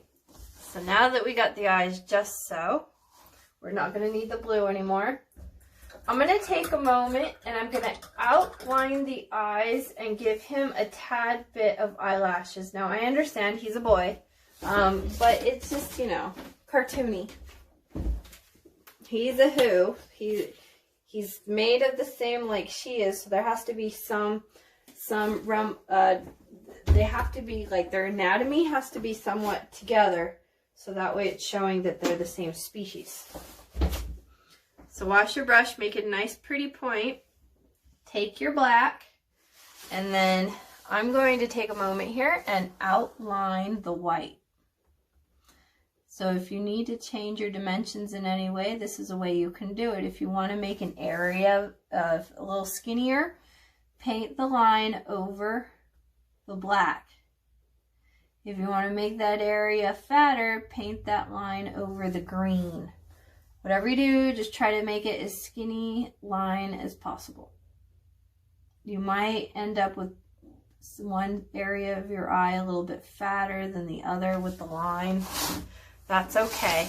That's even actually preferable. If some of the area around the eye is just not, it's like some is skinny and some of that line is fat, around the eye it's different thicknesses, it'll appear more realistic. It's got more going on.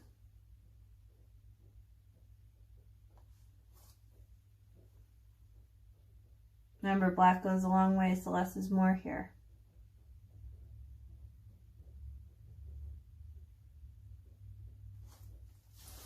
And turn your canvas as you're doing it so you can really get some nice sharp angles in there.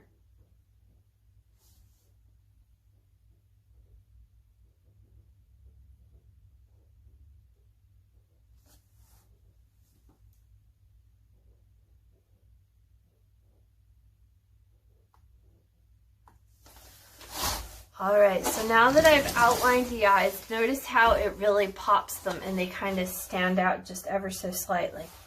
So now I'm going to add some eyelash lashes. I'm going to add 2 down here on the bottom of the right one. The top one is going to be slightly bigger and fatter than the bottom swoosh. Now on the left side, I'm going to do the same thing. It's easier for me if I turn my canvas. And I'm going to do 3, and these 3 are going to be slightly up a little bit higher.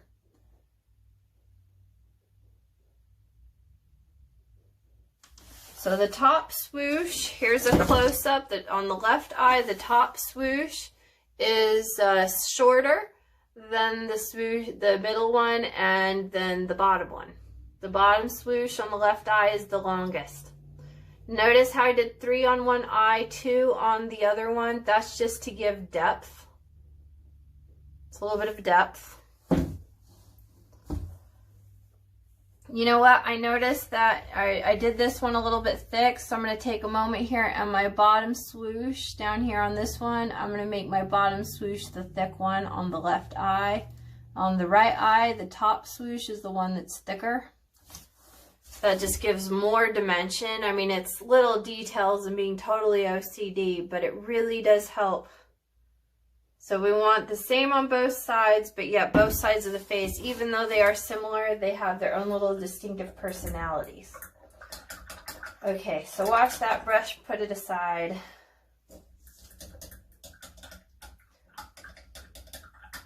Actually, let's take a moment and work on her hair just a little bit because we're going to have to do it in layers and we need it to dry.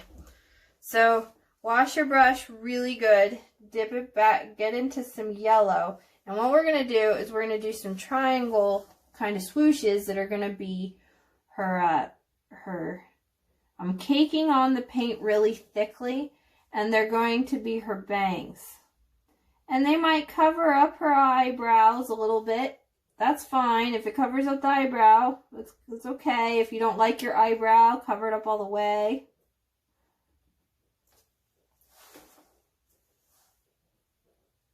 I like to leave a peekaboo-ness of the eyebrow, that it just peekaboos ever so slightly. If you need to, take a second layer of yellow and put that up over the original yellow. If you need an extra layer, it'll make it a little thicker, especially if maybe you might have gotten a little bit of red into the hair on accident. Cover that up. Now the swooshes, her little bangs are like, I got 1, 2, 3, 4, 5. So I've got like 5. I'm putting on 6 little commas here that are just little swooshes that dangle down. And then I kind of filled them into the top because that's the crown of her head. But I can still see, that she has that I can see some of the skin between the little parts of the hair. When I get finished here really quick, I'll show you a close-up. I'm going over retouching my hair, making the points at the bottom of my hair really sharp. Really caking on the yellow. Just make sure the outside edge of her head is straight. Now here's a close-up of Cindy Lou Who. See, I told you you could do this. It's a little bit of faith, a little bit of elbow grease, and here we are. She is so cute. You did a good job.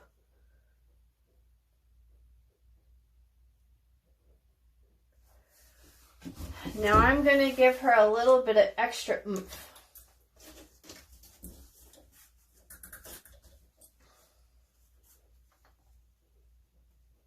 I'm going to give her some ribbons. So I washed my brush really good. I'm going to go back into that pink. If your pink is super dry, I had some black on my paint, on my brush. I didn't wash off my brush super well, and that dirty water ended up getting into the pink. So I'm going to wash my brush again, dip into an area that didn't get dirty and mucky. I'm going to come back here. Now, I'm going to put them like little flowers. I'm going to make 3. So I'm going to squish in a V. I'm going to make a little tiny V that almost looks like a really wide heart. And then in the middle of the V, I'm going to give it a little line, and that's going to be the heart. Now on the right side, I'm going to do just a V. So remember how I said similar on both sides, but yet each side has its own little personality? This is just because it gives personality. Now both bows would be the same size and shape and everything, but there is movement. And in this movement, we're not really seeing all of the little bumps of her hair. So it gives her extra personality. Now while we're on the pink, if you feel that you need to touch up her body, go ahead and do that with her shirt if you feel you need to. I think mine's good. I'm going to leave mine as is, and I'm going to declare her finished. Now check out her bangs. Do you see how I just did little swooshes, okay? And you can see, we can still see the eyebrows, we can still see the skin and the eyes. I didn't cover up any of that. They were just little swooshes. All right, so Cindy Lou Who is considered done. So now let's go and make the bulb just a little cooler. Now I chose silver instead of gold. So I'm going to go back into some black. I have a nice pretty point, and check this out here. This is where it's going to become really cool. I'm going to make a smiley face, and then I'm going to do vertical lines that are slanted.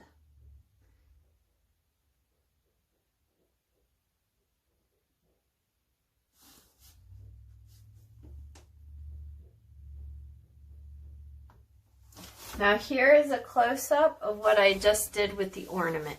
Check that out. Isn't that cool? Yep.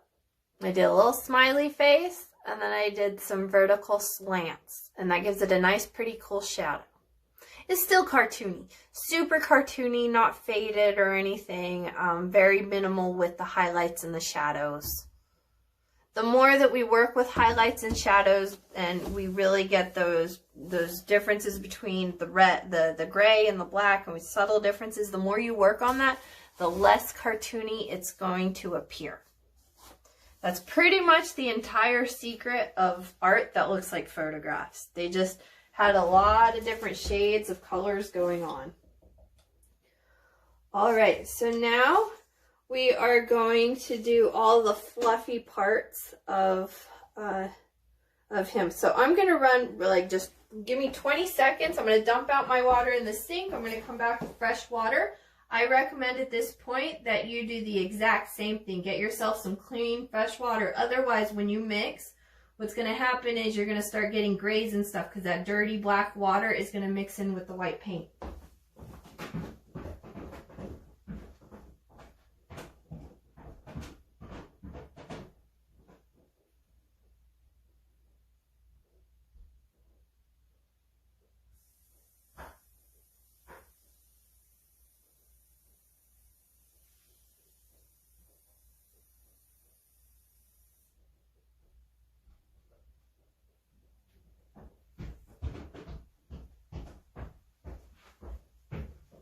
I'm back.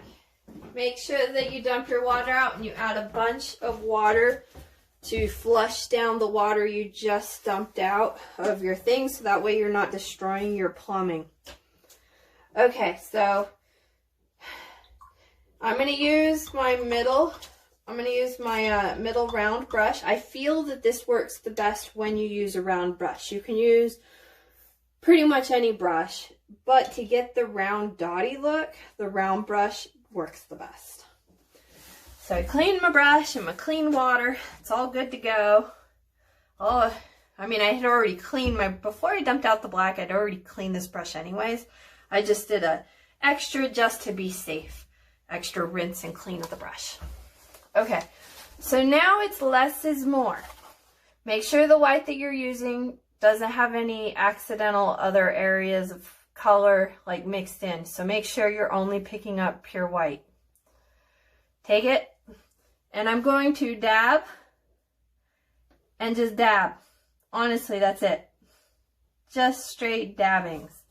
And it's producing little circles. I'm being really light with my brush. I'm not pressing down the bristles hard at all. Really light dabs. And I'm just, working it, filling it out.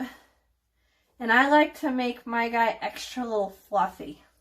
I think extra fluff when it comes to the Santa suits is just so much cooler. When you do the extra, it's called hyperrealism because you're hypering, making it extra whoa. You might also need to cake on the paint quite a bit to cover up that green, to cover up the black. You might need to let it dry all the way and then come back in with more. So that way it really sticks. I'm going to give that a minute. And that's it. Fluffy little arm. So now I'm going to go ahead and do the same thing over here on his neck. And with this neck, I'm going to try to be similar to the movie a little bit. I'm going to give him a little bit of a V neckline, just ever so slightly. Still want to be just as fluffy. When I do Santa suits, I like to keep the fluffiness to be relatively similar on all the areas of fluffiness, that they have some kind of uniqueness to them, that the brush marks I'm making are somewhat similar. The amount of fluffiness would be relative to the area, but yet still, like if it's really thick here, it should be roughly thickness, and then also depending accordingly, like the thickness around the arm wouldn't really be as much as around the neck, but it would make sense that it would be roughly the same kind of consistency and size of what would be expected. Notice how on the edges I'm allowing these, as I'm dotting, these natural little bumps are occurring. I'm kind of liking these little bumps. Like my edges are bumpy. They're not flat. They're not straight. I've got a lot of curves going on, and that's just happening naturally by me dabbing the brush.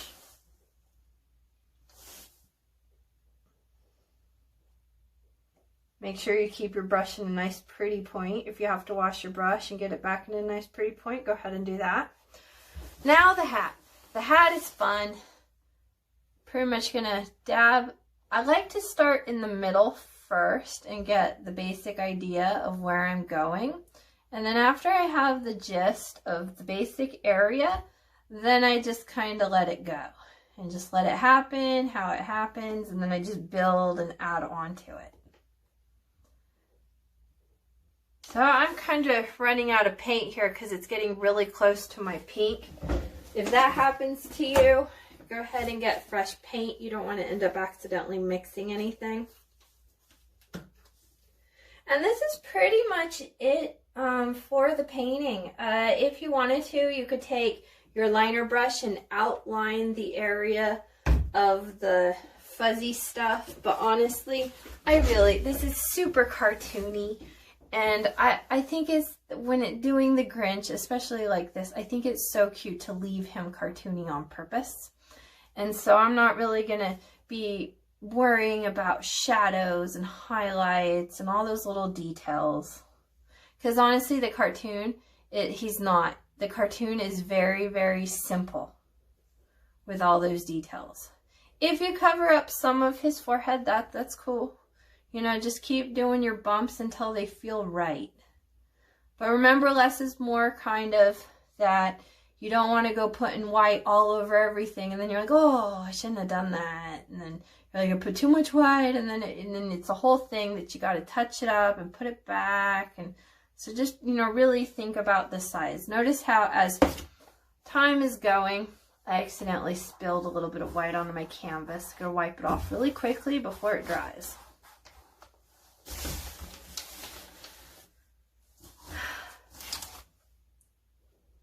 So when you're done with your painting, if you would like to share it with me, I would love to see it.